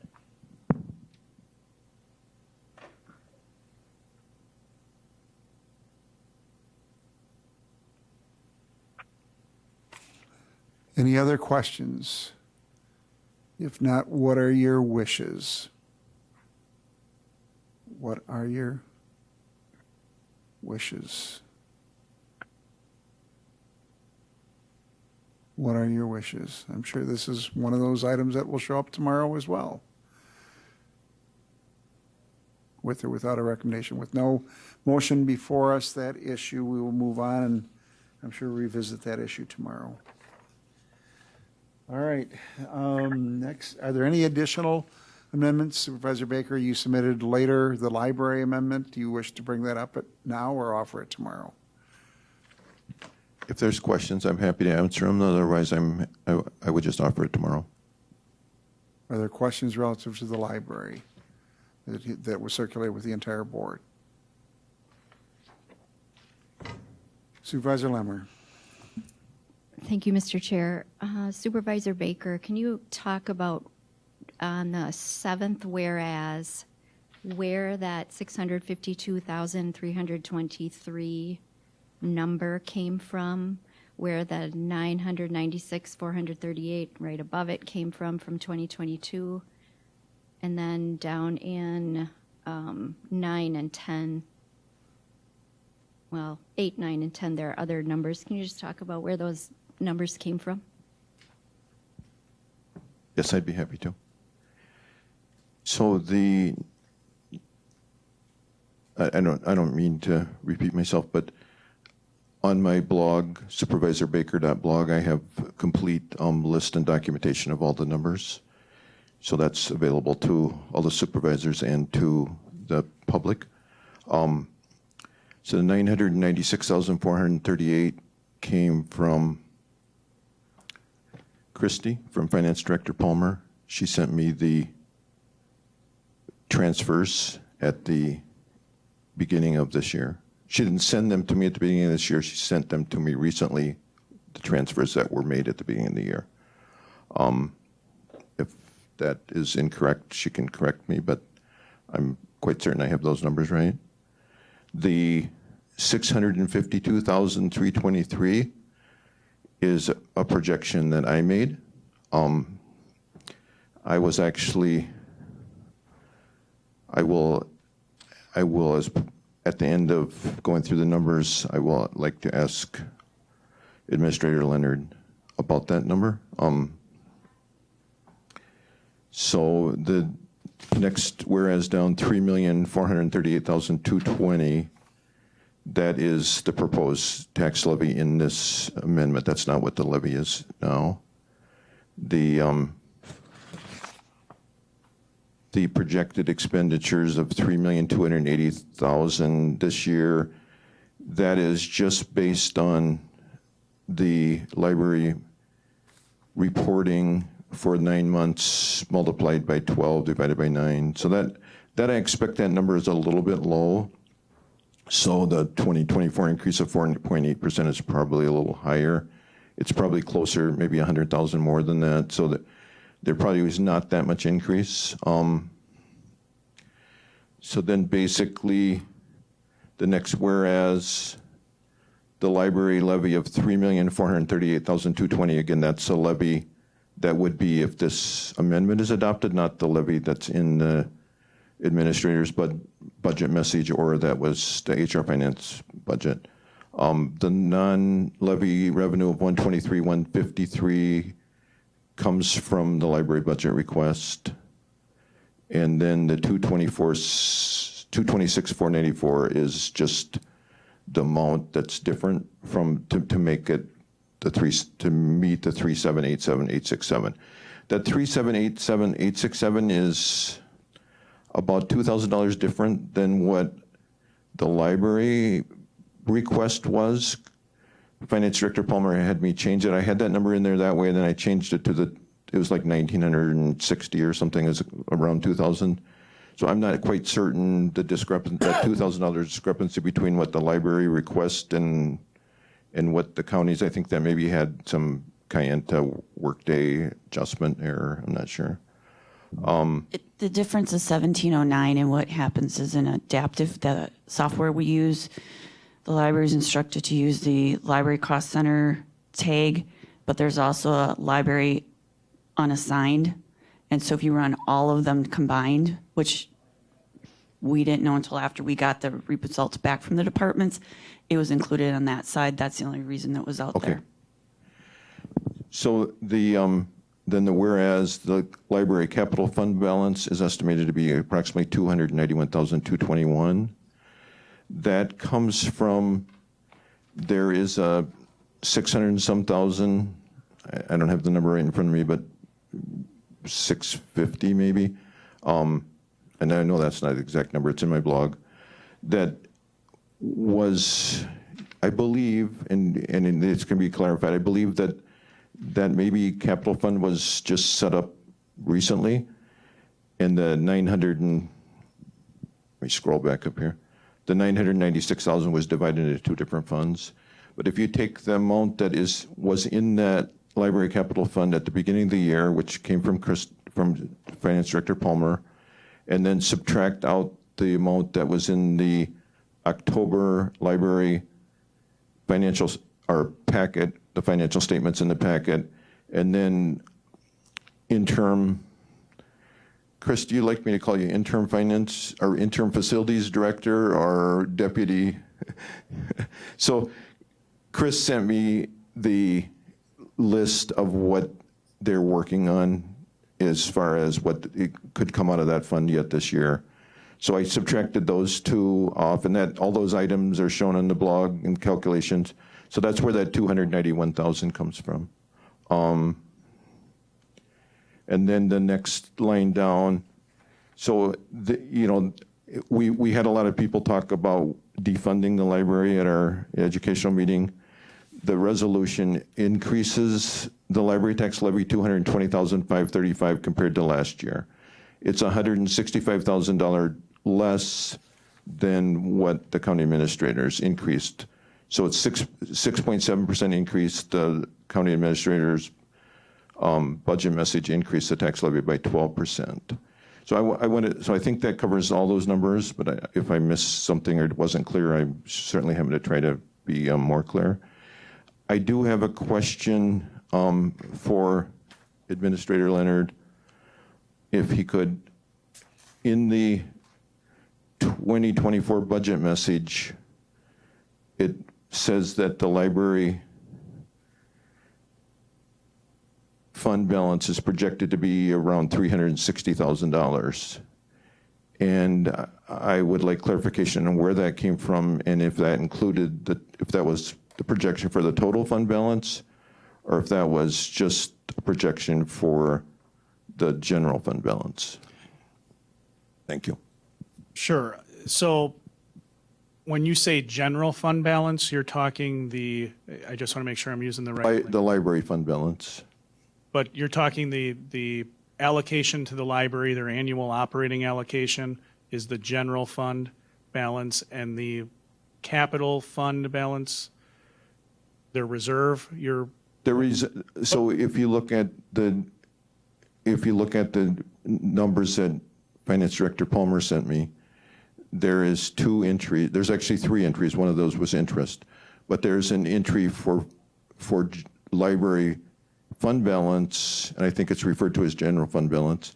But there's also an entry for the library capital fund balance, and those two together added up to the 996,438. But in the budget message, it said that in page 11, I believe, it says that the library fund balance is expected to be 361,000, I think. And I'm wondering if because that number doesn't match up with my calculation. So I mean, I'm off a lot. So I'm wondering if that included the both of those two fund balances for the library? Sure. So my initial number, what's referenced in the budget message, is a result of the meeting when we sat down with the library. And I don't have that exact date, but I want to say it was probably like shortly after September 7th, because when we looked at their capital, the library capital reserve, that as of September 7th, the balance was $518,863. During our budget meeting, we went through that. I had them lay out for me the expenditures that they had in progress and waiting to be done in the balance of 2023. And when we laid those out, they provided that for me. After paying for all those things, and those were some costs associated with their strategic plan, a handrail at their Mosinee location, some expenses relative to the Athens remodel, some expenses relative to the main circulation desk, some self-check stations, patron computers, and some furniture. After accounting for all those kind of expenses yet to be incurred or paid through the balance of 2023, that left a remaining balance in their CIP, their capital fund, of $361,102. That's that dollar amount that I referenced in the budget message, which, based on the $300,000 that I have discussed before, I reduced their allocation from their request by the $61,102. Does that answer your question? That does answer my question. That's not the answer I expected. So that is the capital part of it. That is not the general. That's not an estimate of what's left over from the library balance, the library fund balance in general. Correct. So the library, and I'm happy to walk through my rationale. I mean, rather than estimate what it was going to roll in and cut the estimate, my plan, if the board wants me to do something else other than the $300,000 limit, please provide that direction. But wait to do that till I know what would roll in, what the balance would be at the in that fund, and then I'd reduce it the next year. It really doesn't matter to me, of course, that the budget is the determination of the board. That was just my thought process. Look at that specific CIP fund, because anything that they don't spend is going to roll into that. And then when you get to the end of 2024, use the same process. But of course, again, I'm open to anything. But the $361,102 that I referenced in the budget message was based on the discussion we had relative to the CIP fund in September and the remaining expenses that they had intended to come out of that account during the balance of the year. So just for an attempt at clarification, where I say, whereas the end of year 2023 library capital fund balance is estimated to be approximately $291,000, your estimate for that is $361,000. So you're actually $70,000 higher than I am there. And then where I'm projecting they're not to spend all of their money at this year, that I'm projecting a balance in their operating personnel budget, which may be incorrect, but it's based on the best information I have. It is not, when we met at EED, Leah said they were going to spend all of that. I don't see that is likely to happen. I'm not saying that that's incorrect, but I went back and listened to the presentation again, looking at the numbers. It doesn't seem to me that that's the expected endpoint. Thank you. Supervisor Lamer. Okay, so, Mr. Administrator, when we were making the 2023 budget, you instructed the library director to take her request down and backfill it through the reserve fund, or that capital fund, I think is the right fund, because it was higher, and you wanted to cap it at 300,000. So that's the number we're talking about today, correct? My proposed budget to the county board for the 2023 budget set a $300,000 Ceiling. target for at the end of the year for the CIP, the library CIP fund. And because that CIP fund was above that, in my budget recommendation to the county board, I recommended reducing their tax levy allocation with the understanding that they would utilize some of those CIP funds, what had rolled into their CIP fund, to fund operations. And that CIP fund is basically a reserve fund to fund things that might be unexpected, or something in their operations that might need a backfill. Am I correct on that? That fund is a function of state statute that says once you allocate funds to the library, unlike what we've talked about in the past where, if there's a year-end balance in administration or in the sheriff's office, it rolls back in per your policy in the year following the audit into the capital improvement fund to be used for capital expenses. The library, by statute, once the funds are allocated to the library, they have complete discretion to utilize those funds for any and all purposes that are permitted under the statute. So, again, I set the $300,000 because it had been there had just been a lot of conversation about, hey, that fund is it's too high. So if you want someone to blame for setting that, yes, that is me. But it's not, there's nothing in state statute that says the library reserve fund is for unexpected expenses. It certainly can be used for that. It can be used for, and they have used it for, I asked Leah to prepare a 5-year capital plan with her board to present to the county board to address some of those questions about what the fund is used for. It has been historically, as I understand it, used for what we'll call small capital expenses, shelving. It can be used for new flooring, things of that nature. The larger capital expenses relative to the building for the main branch have historically been, and this, I could be wrong, but my understanding has historically gone through the county's CIP process. I hope that answers your question, and Christy probably has more. And the reason it's in a CIP, it's all library. So with Supervisor Baker seeing the general fund one, that was a rollback of it to reduce the total fund balance. That's why you saw the 350 roll back into general fund.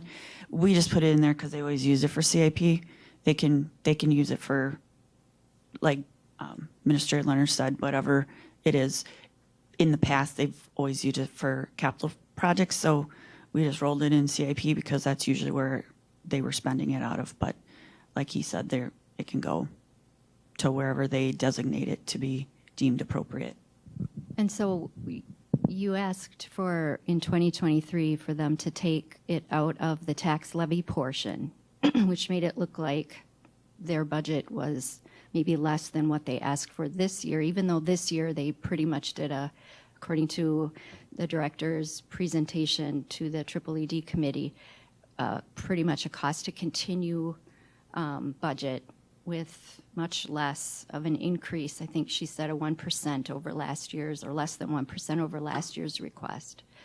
But because they used their reserve to backfill, this resolution makes it sound like they're getting an increase of 6% or 6 point some percent instead of what it says at 12 point some percent. But that's a little deceiving because they needed that backfill money that was part of the budget plan to spend that one account down. Was it the intention that they would continue to always spend down a savings account like that for their regular operations? Because I just feel like this isn't fully funding it if they're expected to use a reserve fund. It almost gets back to that social improvement fund question about what's the purpose of some of these reserve funds, because I think there should be reserve funds for those unexpected costs. When I did some little research on it, because I'm not a finance person, it said 3 to 6 months of operating budget, and this is 300,000 is not that. That's way less than a 3 to 6 month operating budget. But maybe I'm not understanding it correctly. I don't know that I feel competent to, I'm not going to render an opinion relative to the resolution or the intent. I will say with respect to the funds on hand in a reserve, the library does not have a cash on hand problem. They are funded through the county. They're not going to not make payroll, which, as if you run a nonprofit or an independent organization, absolutely having the independent reserve to pay cash on hand. You want 3 to 6 months. I don't think this is that situation. The conversation that my sense as your administrator, I would welcome the conversation between the county board and the library board about what the intent of the reserve fund is and what the expectation of the county board is relative to its use for capital. I fundamentally have no dog in that argument. Whether the library comes to the county board for new shelving or requests for carpeting, like the other departments, we have funds for those things. The only direction we would need in the complicating factor is, again, the library is somewhat different, like was brought up before about the debt service line being above the operating levy limit. The same is true for the library. So the library capital expenses that are funded through the library levy are above and beyond the operating levy limit line. Clarification on what those, what the expectation is, I think, is certainly welcome. When you have the building envelope for the library, Christy can correct me if I'm wrong, but for our main headquarters library, if we needed to fund a significant project that was, the county's judgment was this is a county capital expense, you're back to that same discussion about what is the funding stream. And you can go above the operating levy limit line using things like borrowing. You could borrow for that project and it goes above the levy limit line through the debt service that would accompany that borrowing. Otherwise, if it goes through our normal CIP process, you'd be talking about funding it with the rollover funds or some other revenue source. I don't know, Christy, does that all make sense? Yeah. The last one that they actually contributed to was the roof. It was like almost $1 million, and I believe they put $400,000 of their library fund towards that roof project, and then the county picked up the rest.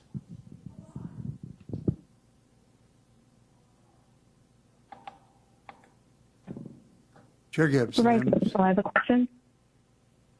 Go ahead, Supervisor Marshall.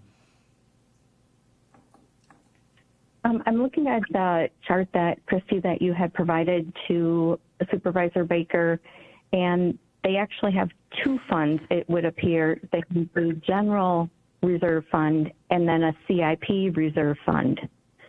The CIP reserve fund having $689,000 in. Yeah, is that correct? The library at the end of 2022 in our old legacy system, that money was sitting in the, it's a 604, so it's library CIP. And it was the total amount of those less the interest.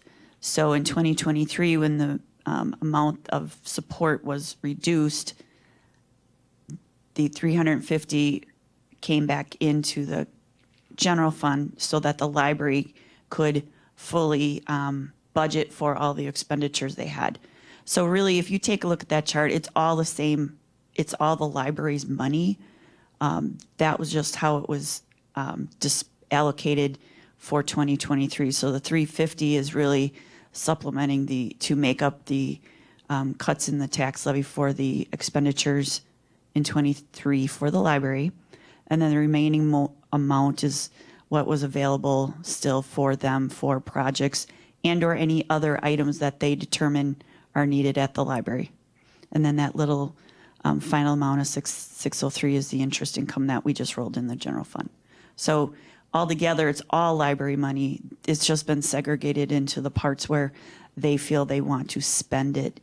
One, the 350's operations, and then the 639, 835 is sitting in its capital CIP fund, and then just a little bit of the interest that was calculated.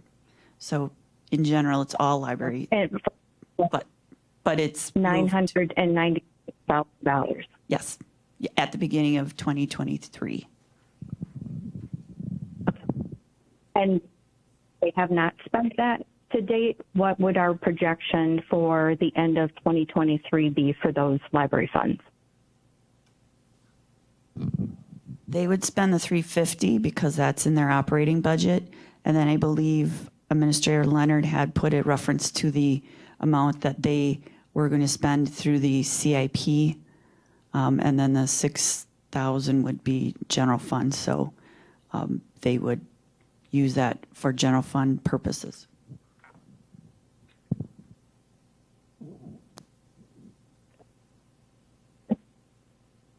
And just to remind everyone, we are investing another $2.8 million of capital using ARPA money into the library in the Wausau campus. So we didn't ask the library to contribute any capital toward the replacement of the chillers. So effectively, we are investing a significantly amount more in the library than we have in the last 2 years. Chair Gibbs. So I think we're running around in circles. From what I understand is the process was that the administrator decided to, in discussions during the 2023 discussion, came up with $300,000 as a target for use for internal capital projects, replacement of computers, replacement of desks, replacement of other things. They also have, by operation, they have what they call their operating budget line item. There's a point in time, whenever that we close out the year, the then operating budget line number is identified, as is the CIP line item. And when it came to actually effectively budgeting for 2024, the administrator says, what's in your CIP fund today? They gave them that number. What do you expect to spend? They expected to spend down to the 361. The administrator said, well, my target was 300, then offset your operating request by 61,000. Now, next year, when we close out the year, the amount that's identified as in their quote-unquote operating fund will be identified, and per their policy, the library board's policy, that money will roll over into the CIP fund that they call the CIP fund, and we'll go through that same process again. And at some point next year, we'll do a 2025 budget, and whatever is above that 300,000 will be identified. And if we follow the same process, then the amount will be reduced out of their operating request.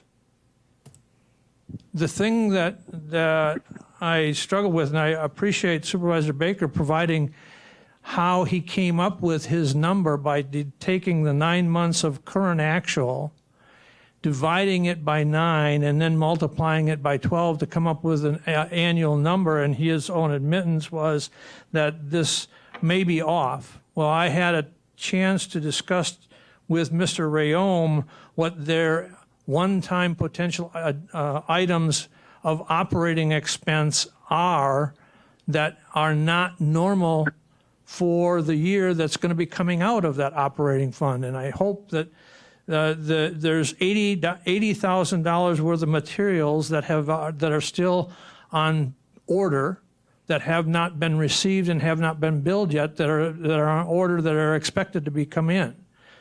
There's $45,000 of annual insurance payment that comes due in the fall. There's $14,500 of subscription costs that they have that are annual subscription costs that come in December. And there's $18,500 of anticipated branch expenses that they get billed from some branches on an annual basis for utilities that are paid for by some of the branch libraries. When you add those all up, we come up with $158,000 of anticipated expenses that wouldn't have been reflected in a number that Supervisor Baker used to determine their annual operating expenses. And then when you compare that to the 165 potential reduction that we're proposing here, they almost balance out. And so, and because it's a timing issue, the timing issue always is going to play out the same way. There's going to be an anticipated number. Whatever that number is, whatever the library does not spend in operations is going to roll into the CIP by their own policy. And so it'll then be in their CIP fund, and if next year at the end of the year that CIP fund is at $400,000 and their operating request is pick a number, we will reduce it, or the administrator, at least from historic preference, was he's going to reduce that operating request by that $100,000. Again, getting to that target of that $300,000 number. Now, we can have a discussion about whether those CIP projects, all of those CIP projects, should in fact come to the board through the CIP process. That's fine. Let's have that discussion. But I don't think that going about this way and coming up with a $165,000 cut to the operation side without knowing what the additional one-time costs are from the library finance team is the appropriate way to go. Supervisor Baker. Thank you. So I want to just comment on some information that was provided that I think is incorrect.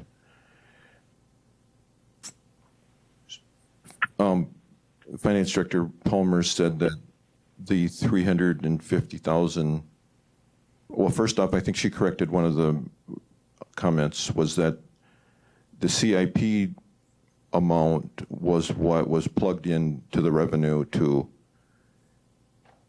make the budget balance less in 2023. And that the CIP amount is the amount that is left after the $350,000 was plugged in. So, and then the finance director said that that 350,000 would be gone, I believe was what you had said. Theoretically, if it's part of your budget, I assume that you're going to spend your full budget, yes. Right. So in 2021, the difference between the full budget and what was actually spent was $458,000.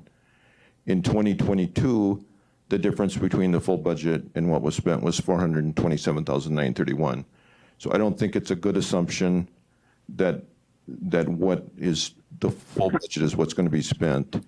And that gets to the point that Supervisor Lemmer made about that it's not fair, it's not completely fair to say that that there was a 12% increase and a 6.7% increase. And I would say that point is, there's some validity to that point, because we did cut the tax levy quite a bit last year. So, it's compared to a low number. However, it is a number which looks to be balanced to what they're actually spending. So I'm not sure it's completely, unfair. And it is a reality, is that's what the tax levy was, and that's how much it's going up. So from the taxpayer standpoint, that's a very fair number. From the library standpoint, it's questionable. So the library director said that the budget is only going up 1%. That is also true. But the budget is $458,000 or $427,000 above what the actual expenditures are. So it's easy to only go up 1%, because it's there's a big difference between the budget and actual expenditures. And I agree I agree with a comment that was made that these are very similar situations between the social services and the social improvement fund and the library. In both cases, the revenues substantially exceeded the expenditures, leading to an increase in fund balance over the last few years.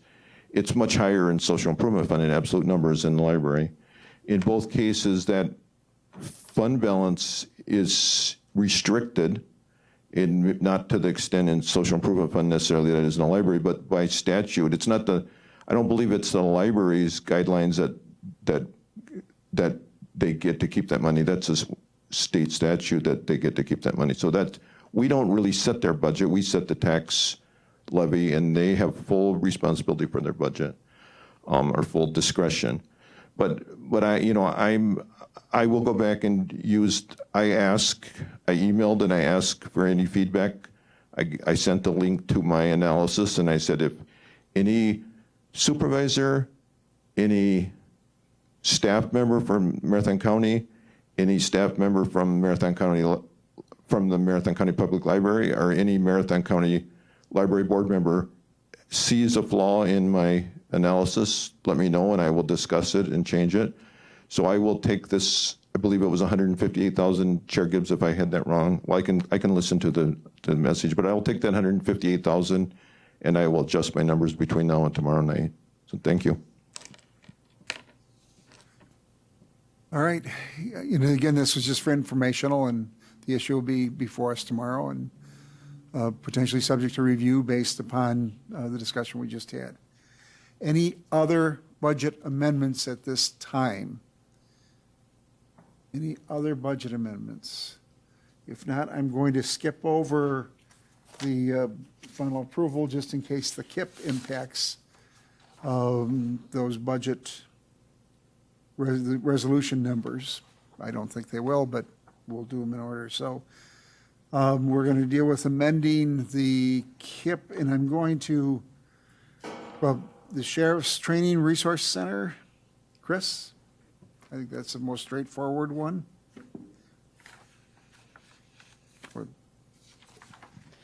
Yes, thank you, Mr. Chair. That is correct.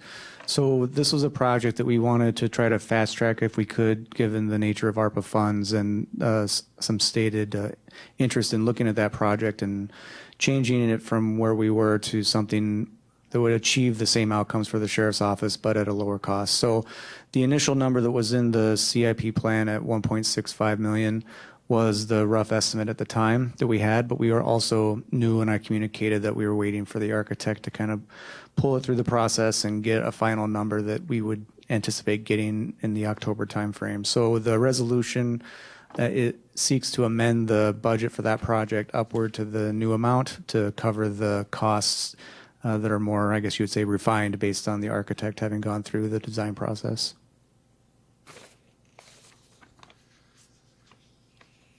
All right, so this is updating relative to better numbers relative to the project cost. So are there any questions of Chris? If not, what are your wishes? The motion before you would if you support revising the numbers to amend the KIP reflecting those increased costs? Chair Gibbs.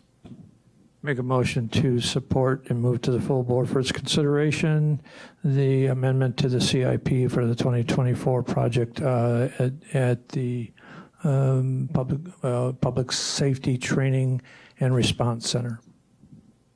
Is there a second? Is there a second? Second by Supervisor Lemmer. Any discussion? If not, all those in favor will signify by saying aye. Aye. Opposed, no. That motion carries.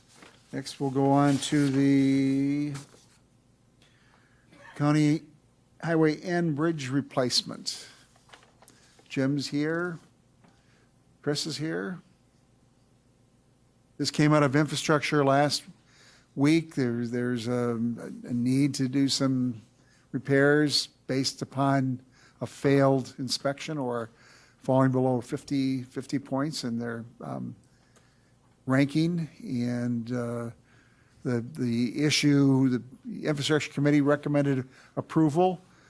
And the question is what year, what fiscal or KIP year should it, or how should it be paid for, and what year should it be paid for? And I think what this proposal is to put the project in the 2024 KIP.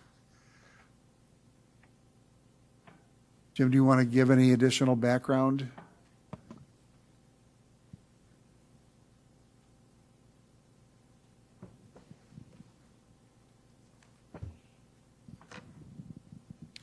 As mentioned, we had a bridge that went through a recent inspection. Bridges are rated from 0, which is falling in the creek, to 100, brand new. This bridge was rated in the 2022 inspection at 58.0.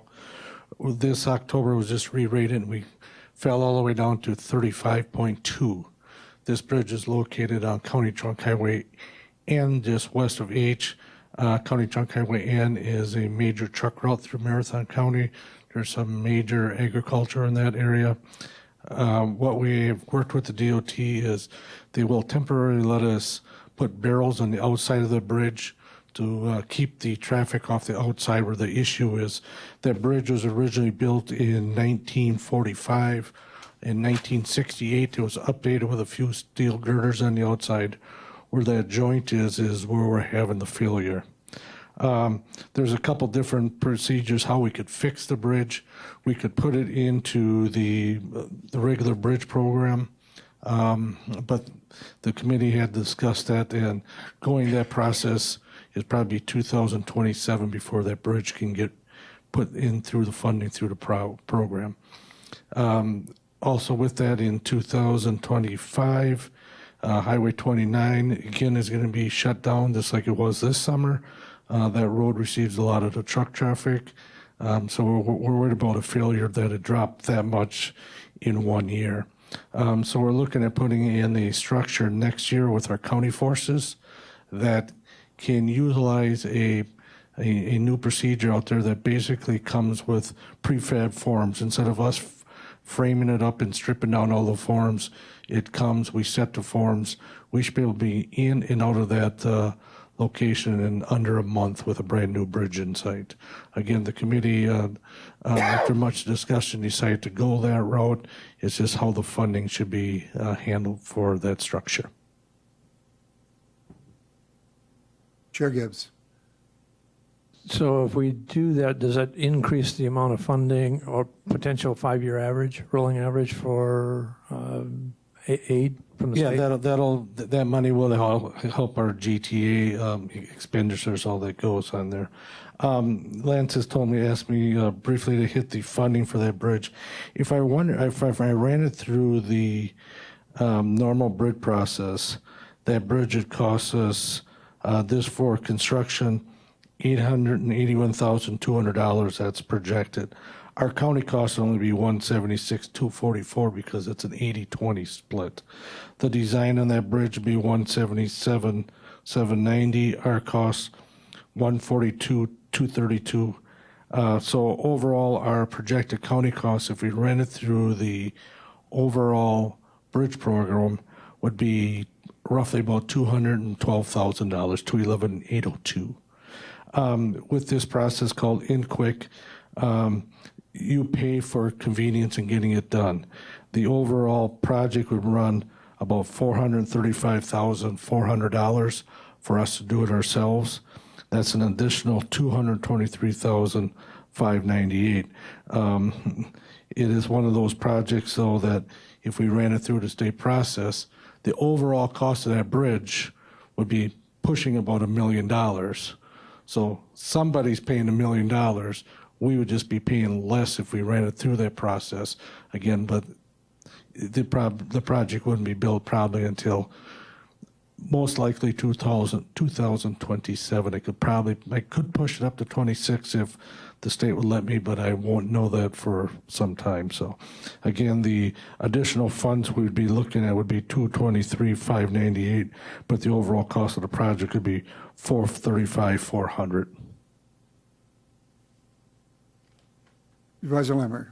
If we were to wait, would we be incurring any additional liabilities if there were a bridge failure? Possibly. That bridge, I said, dropping from a 58 to a 32 in 1 year I've never seen that much drop in 1 year.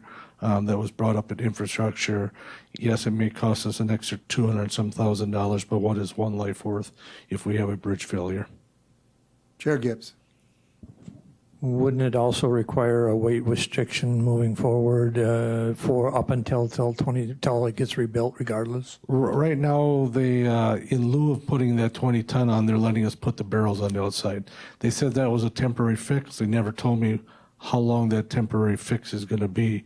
I do see them at some point in the very near future telling me I need to post that bridge at 20 ton, which again, that is our major truck route through Marathon County for our county system. All the modular homes that come out of Stratford Homes, that is a route that they don't even need to get a permit on because they can truck through that route because that is our design truck route. The Infrastructure Committee spent a lot of time looking at it. I think initially there were several members that were in favor of waiting. I think upon reflecting on it and the quick deterioration of the bridge and the importance of that highway, the decision was to make a recommendation that we proceed next year. Chair Gibbs. Make a motion that we support the amendment of the 2023 CIP to fund the bridge over Scotch Creek for on Highway N, and use the Highway Reserve Fund to pay for it. Is there a second? Second by Supervisor Hart. Any discussion? 23 or 24? 24. 24. It's written in the resolution, it says 23, but I'm sorry, we're looking at, it should be 24. should say 24. We're looking to include it in the KIP. Yeah, the resolution says 23, so that's what I was reading from. Wrong resolution. So if it's the 24, then I'll change my motion to be the 24 CIP. Same funding source. Any discussion? If not, all is in favor will signify by saying aye. Aye. Aye. Opposed, no. That motion carries.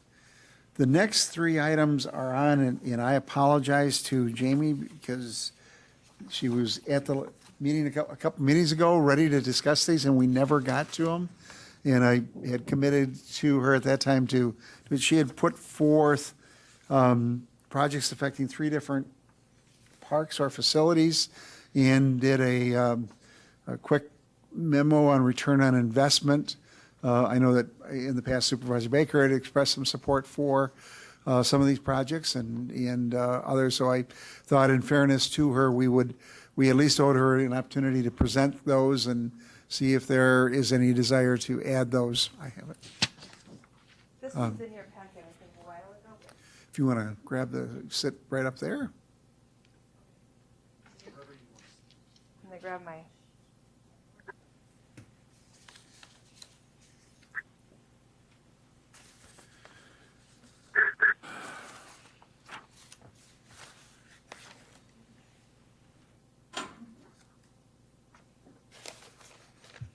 All right, thank you, Chair Robinson. These were presented, last year too. I think I had brought them forward, and then with the ARPA dollars, it's kind of been talked about, what we should use them for, and I was encouraged to continue to submit them again this year for consideration. I have re-looked at these projects to make sure that I can really justify to you why we're requesting them. So we did put together some return on investment and justification. And I'm not sure which one's on the agenda. Is it the Big O Plain? Okay. So the Big O Plain, this request is, a lot of these requests came out of what happened and what we saw during COVID with the increase in camping and the increase in park use and the demands on our facilities, and then also for the health safety aspect of cleanliness, being able to wash your hands, stuff like that. So that is where these shower facilities came in. For Big O Plain, it would be, at this point, our idea is to add one shower restroom facility kind of in the center of the park. So in many campgrounds that I've gone to personally, they usually have a central shower facility that you have to drive through. You can walk to, but it might be a little walk, but you can drive to, not necessarily in the campgrounds. I couldn't justify putting one in each campground just with the numbers that we have, but I think if we put one central restroom shower facility, it would add running water to Big O Plain, which we currently only have the pump wells that are there. So we do not have any running water restrooms at the park. This would add a facility that would have 3 stalls in both the men's and the women's. It would have a family restroom as well. It would have 4 shower stalls.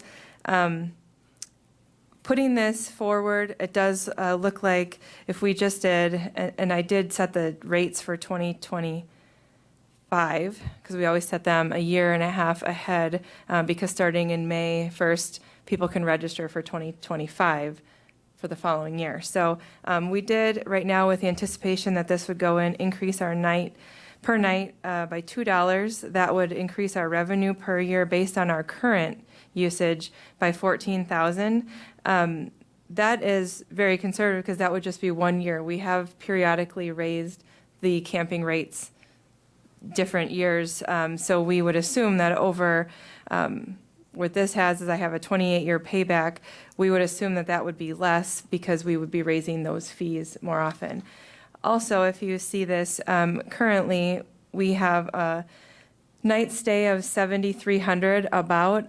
That is taking all of our online registration as well as our daily registrations.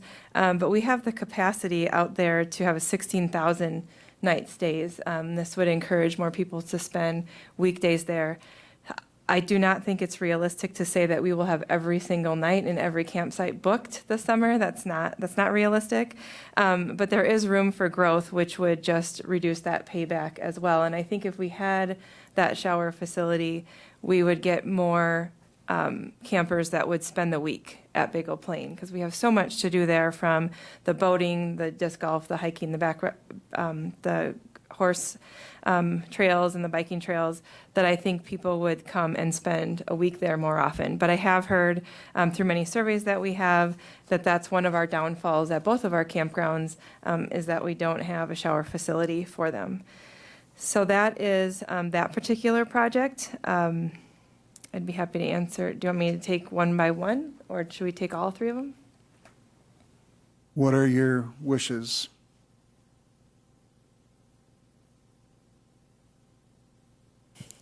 Let's take all of them. All of them? All right, Okay. I can keep going. So the next one I think on there is the Dells of Eau Claire. My initial proposal for the Dells of Eau Claire was to add a shower restroom facility there as well, in addition to some camper cabins. Those are the nicer, items that we could add there. The one item I guess I'll touch on first, which is the request to at least have this funded, is adding the dump station to the Dells of Eau Claire. So in the packet, if you've seen that request, I do have a letter from our county health department that the regulations for the campgrounds have changed since the last time we had a real inspection, which was in the 80s, I have from the health department saying that if we ever exceeded 30 campsites, we would need a dump station. The regulations since then have changed to 20 campsites, and we currently have 28 out at the Dells of Eau Claire. So we have been operating technically as grandfathered, but according to our health department, not really grandfathered. So they are looking at this is something we need to comply with. We either need to add the dump station, or we would have to reduce the number of campsites that could have a camper or RV there. We don't have to reduce the number of campsites we have, but we would have to make about 8 of our campsites tent only, so that they would comply with the state regulation of the requirement of being under 20. Looking at that, the dump station is about $35,000 to put in. Right now, the campers that are here do come to Marathon Park. A majority of them do, because that is within 25 miles, and we do have the dump station there. We think that if we have the dump station, we could get more campers out there as well. We could make our current tent sites into campsites, so we could raise the revenue that way. Currently, our tent sites rarely ever get used. They don't have electricity, so we could add the electricity there. But the loss, if we don't add the dump station and have to reduce our number of sites, being that some of those are electric sites, we figure we're going to lose about $6,000 annually to comply with the state regulations for that. So with that, we'd have about a 5 or a 6 year payback. If we don't lose that money, I guess it would be a 6 year payback, but also the fact that we could increase our night stays, and we would charge for that. So our typical revenue at Marathon Park is about $3,500 for dump fees. Now, some of that would be reduced because of the Dells of Eau Claire would have it on site, but if more people used it, then we would have revenue coming in from that. We right now charge $7 per dump to dump your camper at the dump sites. In my justification, I can't really justify asking for the restroom shower facility for Dells of Eau Claire at this time with only 28 sites. It doesn't make sense. However, in the future at Dells of Eau Claire, we do have 60 acres that we can develop, and long-term plans for that park do include developing that out into more campsites and more campground. I think if we reach that 100 plus campsites like we have at Big O Plain, we could then justify and put in that shower and restroom facility at that time. Could I just ask, what are your costs to operate that dump station a year? Very minimal. We hook up the water and we winterize it, and this would be a well. So at our Big O Plain, very minimal. If it gets plugged, we have somebody come in and unplug it, or we have an air. We can unplug it. So very minimal. It's pretty self regulating. Sorry, go ahead. The last thing there is the camper cabins. This is something we could consider with the non-electric sites that we have. We could put the camper cabins on there and bring electric to them. That would get rid of those tent sites, which don't currently get used now. For 3 camper cabins, it's about $138,000 with a 20% contingency. In my experience, you can charge around $70 to $80 per night for a camper cabin. And if we only, let's say very conservatively, they only got rented on Friday and Saturday nights for the summer, it would be a revenue generation that we don't make now of $9,000. So let's say that's a 15-year payback. We have 460 or 56 nights available. Now, not having the running water does hurt that a little bit at Dells of Eau Claire, but I do think you'd have more than just Friday, Saturdays rented for there, so the revenue would be higher for that. It's a new kind of amenity that many campgrounds are adding. It's more of that glamping that a lot of families like, where they don't have to pack their tent or their camper. They can come and just bring just their totes and come in the campsite. And I'm a tent camper, but I love the camper cabins. They've been very convenient for my family. And they're being put in a lot of the state parks, too, around. Again, what's the estimated operational cost on those? We would have staff time each day to clean them, or after each camper, we'd have to clean them. I would say cleaning would be an hour to 2 hours a day. But maintenance, these would be made, the ones that we had picked out here would be reduced maintenance because they would be the kind of hardy board or smart siding and concrete, so they would last. They wouldn't be made of wood. They would be elevated off the ground, so you wouldn't have like the rot on the ground, stuff like that. So the electricity would be our largest cost, and that I don't know exactly what that would be right now, but I think it would be very equal to what a campsite would be that we have an RV at now. So I can get that information or try to figure that out too. But it would have added staff time for cleaning. These could be they could be year-round if we put electric heaters in them, and I have seen them that way. Right now, I didn't have these set as year-round in our estimates. However, the snowmobile trail does go through there, and a lot of people do still do the Ice Age trail through the winter. So that would be something that we could consider, and it would just be hooked up to that electrical source that we would put in there, which could, then you could get some night stays there. The running water piece is the hard part there. We would have to somehow, because in order to have a legal campsite, you have to have potable water available. And that is something we don't have right now in a heated area. So we'd have to consider that. And then the last item that we have is Eastgate Hall. This is something too that we did identify through the West Side Master Plan, but also it's been on our capital plan for a while, just the number of these projects. Eastgate Hall is our largest shelter that we have available for the community to rent. Right now, our typical revenue is about $30,000 year to date, where we were at 14. This is when I put this together a couple of months ago, so I can get an updated revenue for tomorrow. But we rent this facility. It can hold up to 800 plus people, and it's used pretty heavily for large family gatherings, weddings. We used it a lot during COVID we moved the courts there, and a lot of different things. We have a large amount of department meetings there as well. But it is an aging facility. The last time, and I think I put in the packet an article of the last time we did kind of the same renovation to Eastgate Hall was 25 years ago, where it got new flooring, new windows, new roof, new siding. That's when it got the renovation of the air handling system or the heating system. It does not have air conditioning. That is when the restrooms were added to the main floor. They used to be in the basement, and the stage was taken out, for those that might remember it having the stage. So that was all done 25 years ago. The biggest part that I know we put forward already was the flooring. That is failing, and I think Chris explained that at some last meetings, so that part was put forward as our top priority. The acoustics in there is something we really became apparent during COVID when we moved our courts there.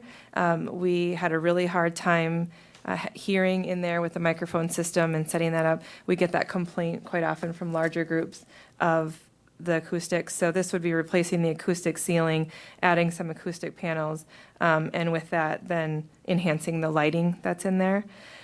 Also, our windows were wood windows that were put in there. They're not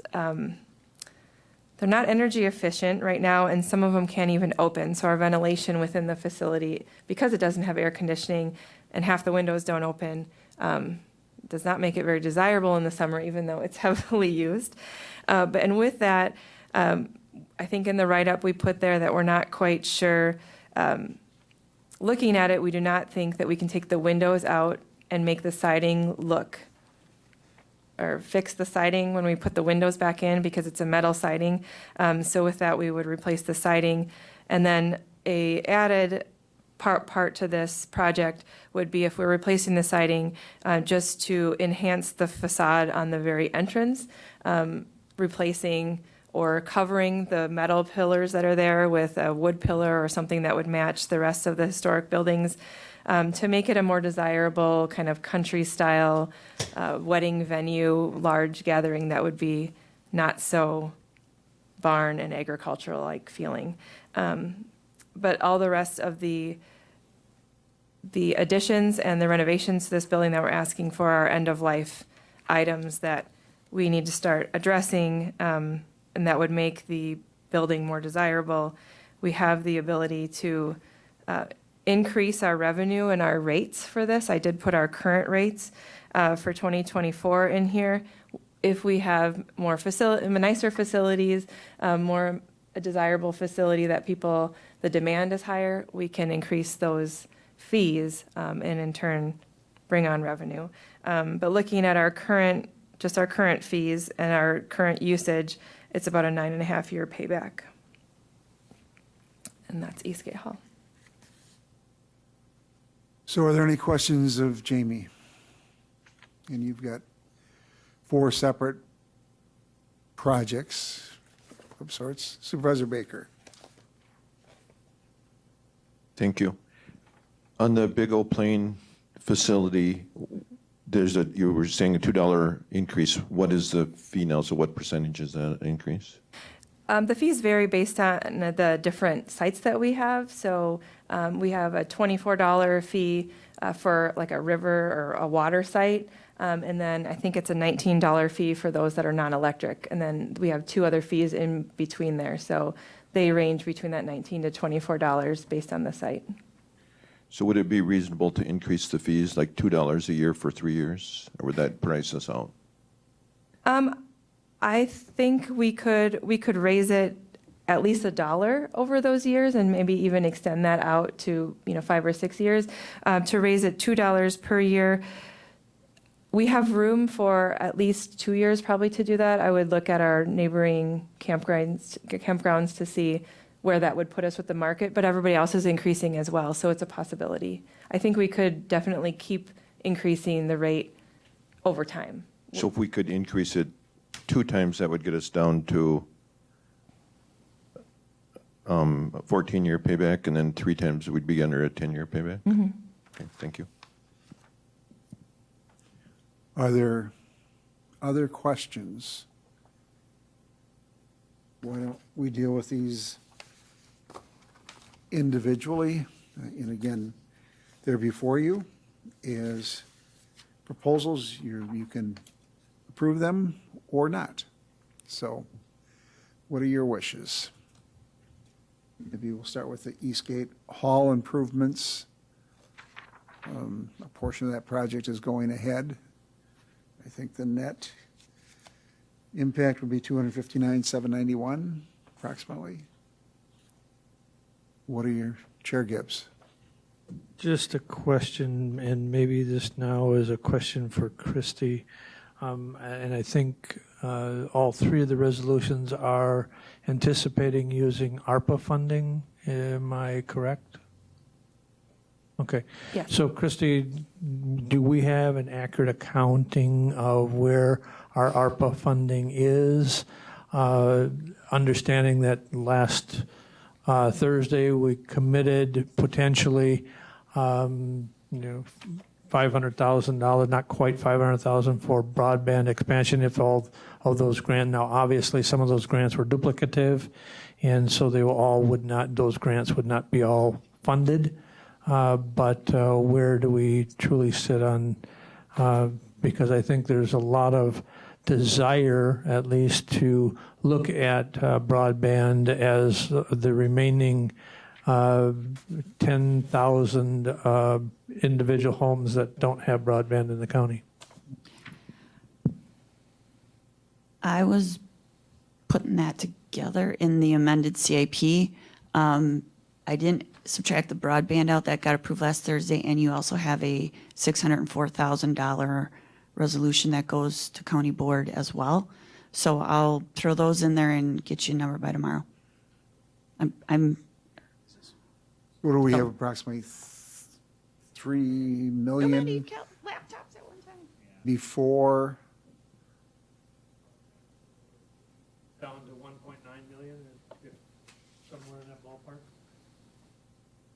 A little under that right now without the broadband one in there. I'm looking at about 1,462,000. Without broadband in there? Without, yeah. So when you put the 500,000 of broadband in there, you're down to less than $1 million? Yeah, I'll take a look because I have to add those two in. The one just got passed on Thursday, and then you have another one coming up this week. Yep.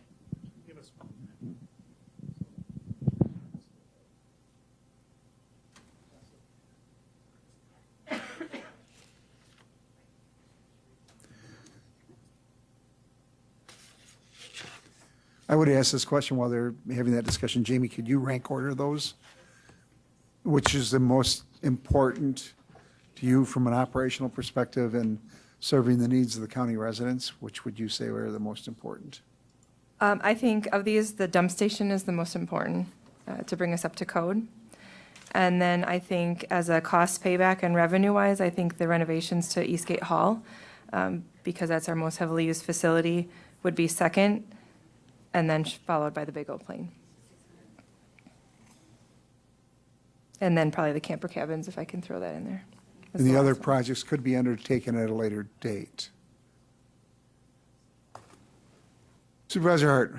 I just wanted to make a comment about Eastgate Hall and how important it is. That is my polling site, and I had the opportunity to review it as part of my job recently because it is a polling site.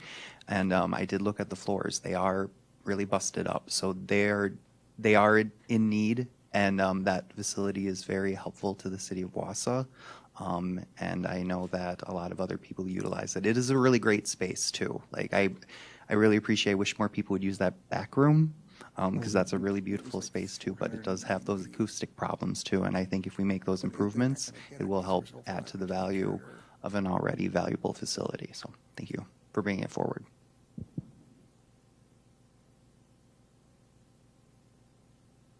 Let's do 400.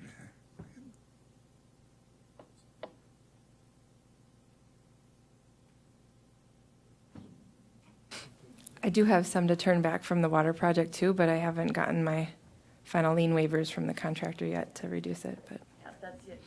That's the other item is that we have several of the projects that are closing out this year, and they'll most likely close out slightly under their project cost, which is good. Then I can close them out by the end of the year with the feds too.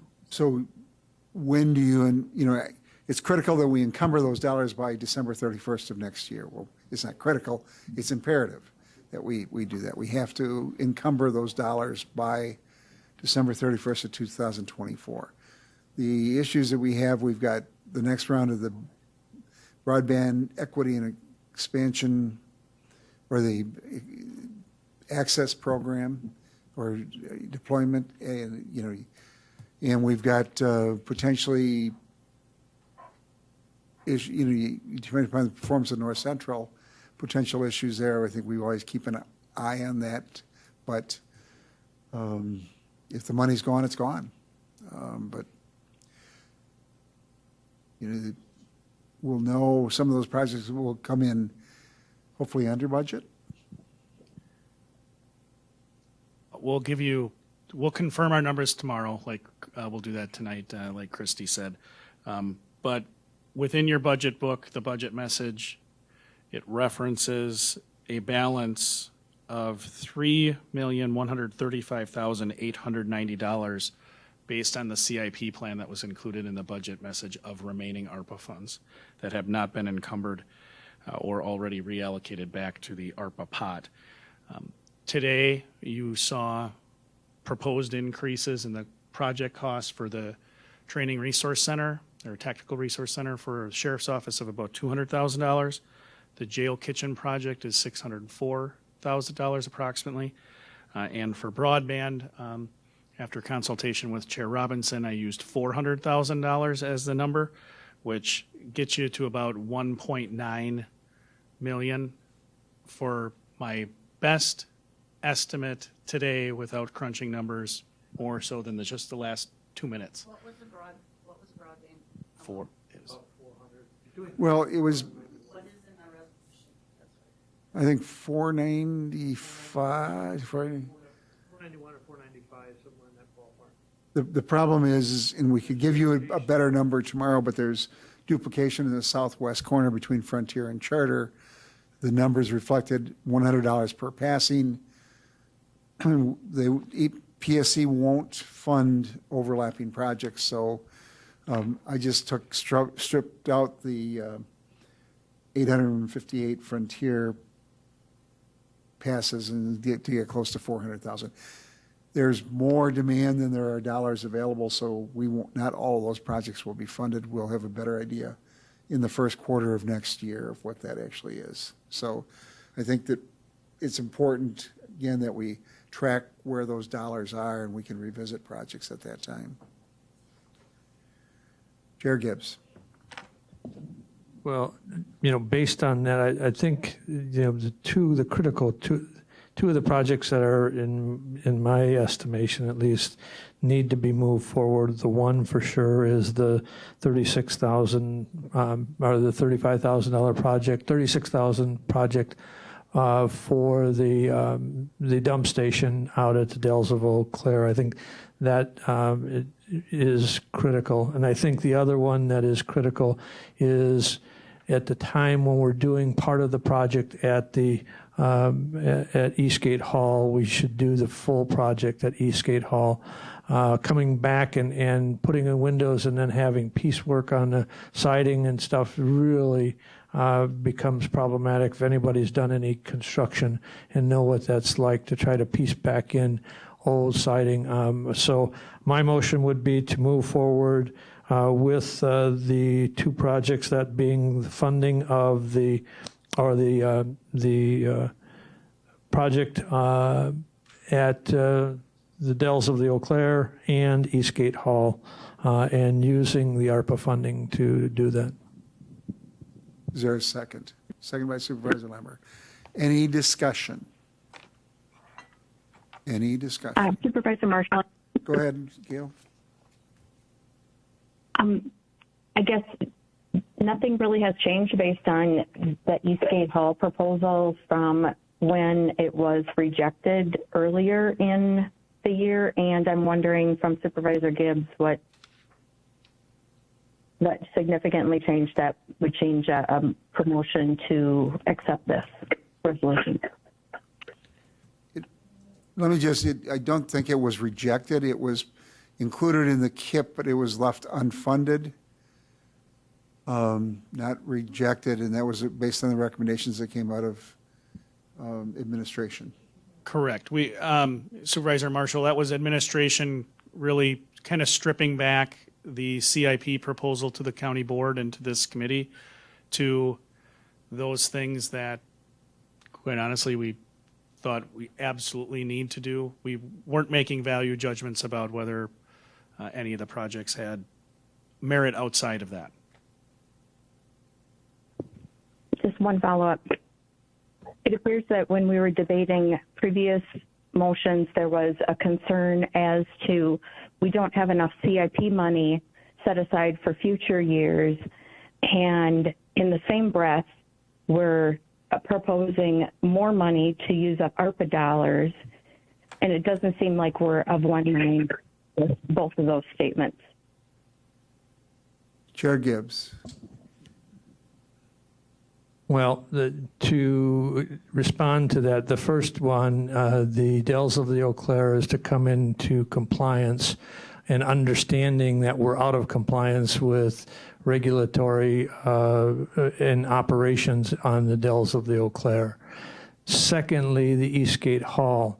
It's a facility that the county currently owns and is well past the end of life and in the middle of a renovation project, or at least a upgrade to a heating and air conditioning project.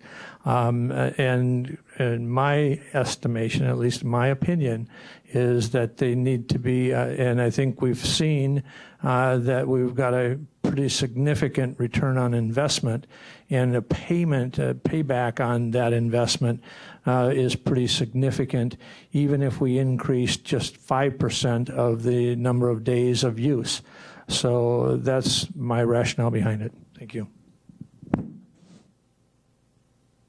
And again, these would be items that would be in future capital improvement plans. So it's not as if we're creating new projects, but these are future plans being moved up.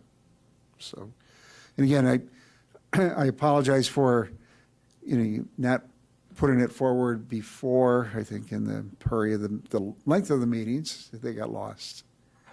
And we had, the reason that I'm bringing it back is because Jamie had done the work relative to return on investment that we never talked about at the committee level. And that's why she had followed up on requests for information from the committee in the past. So it's really up to this committee on how they want to deal with it. Did we get a motion? We have a motion? We do not have yes, we do. Supervisor Lemmer. We don't have a vote. So any other discussion? If not, what are your wishes? Or excuse me, all those in favor, it's been long, will signify by saying aye. Aye. Opposed, no? No. That motion carries, but not unanimously. What are your wishes now with the other? Was that inclusive of both? That was two. Yeah, okay, that was are there any other motions? Any other motions? Any other motions? If not, we will move on back to the budget resolution. Christie? We haven't impacted it. Yeah, this committee, just as procedurally, the budget and tax rate resolution's frozen until the full board acts on it at your next meeting, but you have taken action on some issues indicating support for various changes. Corp Counsel is giving me the thumbs up that I. So that would be reflected in any action that is taken tomorrow, and that would be the final resolution. So there's no need for us to do anything relative to that tonight. All right, that's good at this time. Any other items to come before us? Any announcements? Or any things that you'd like at future meetings? And we will be having the discussion relative to the policy on sale of property. I think that in light of the discussion, that whole issue of fund balances needs to take place. And I think it needs to take place relatively early because that could impact how the auditors approach the auditing for 2023.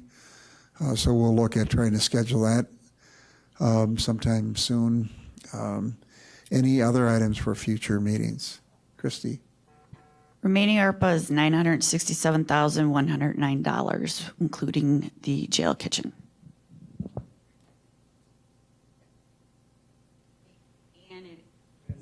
And all the projects that may or may not already be in the CIP. So that number you're using, if you would add those amendments, $12,258,494 of CIP for the CIP.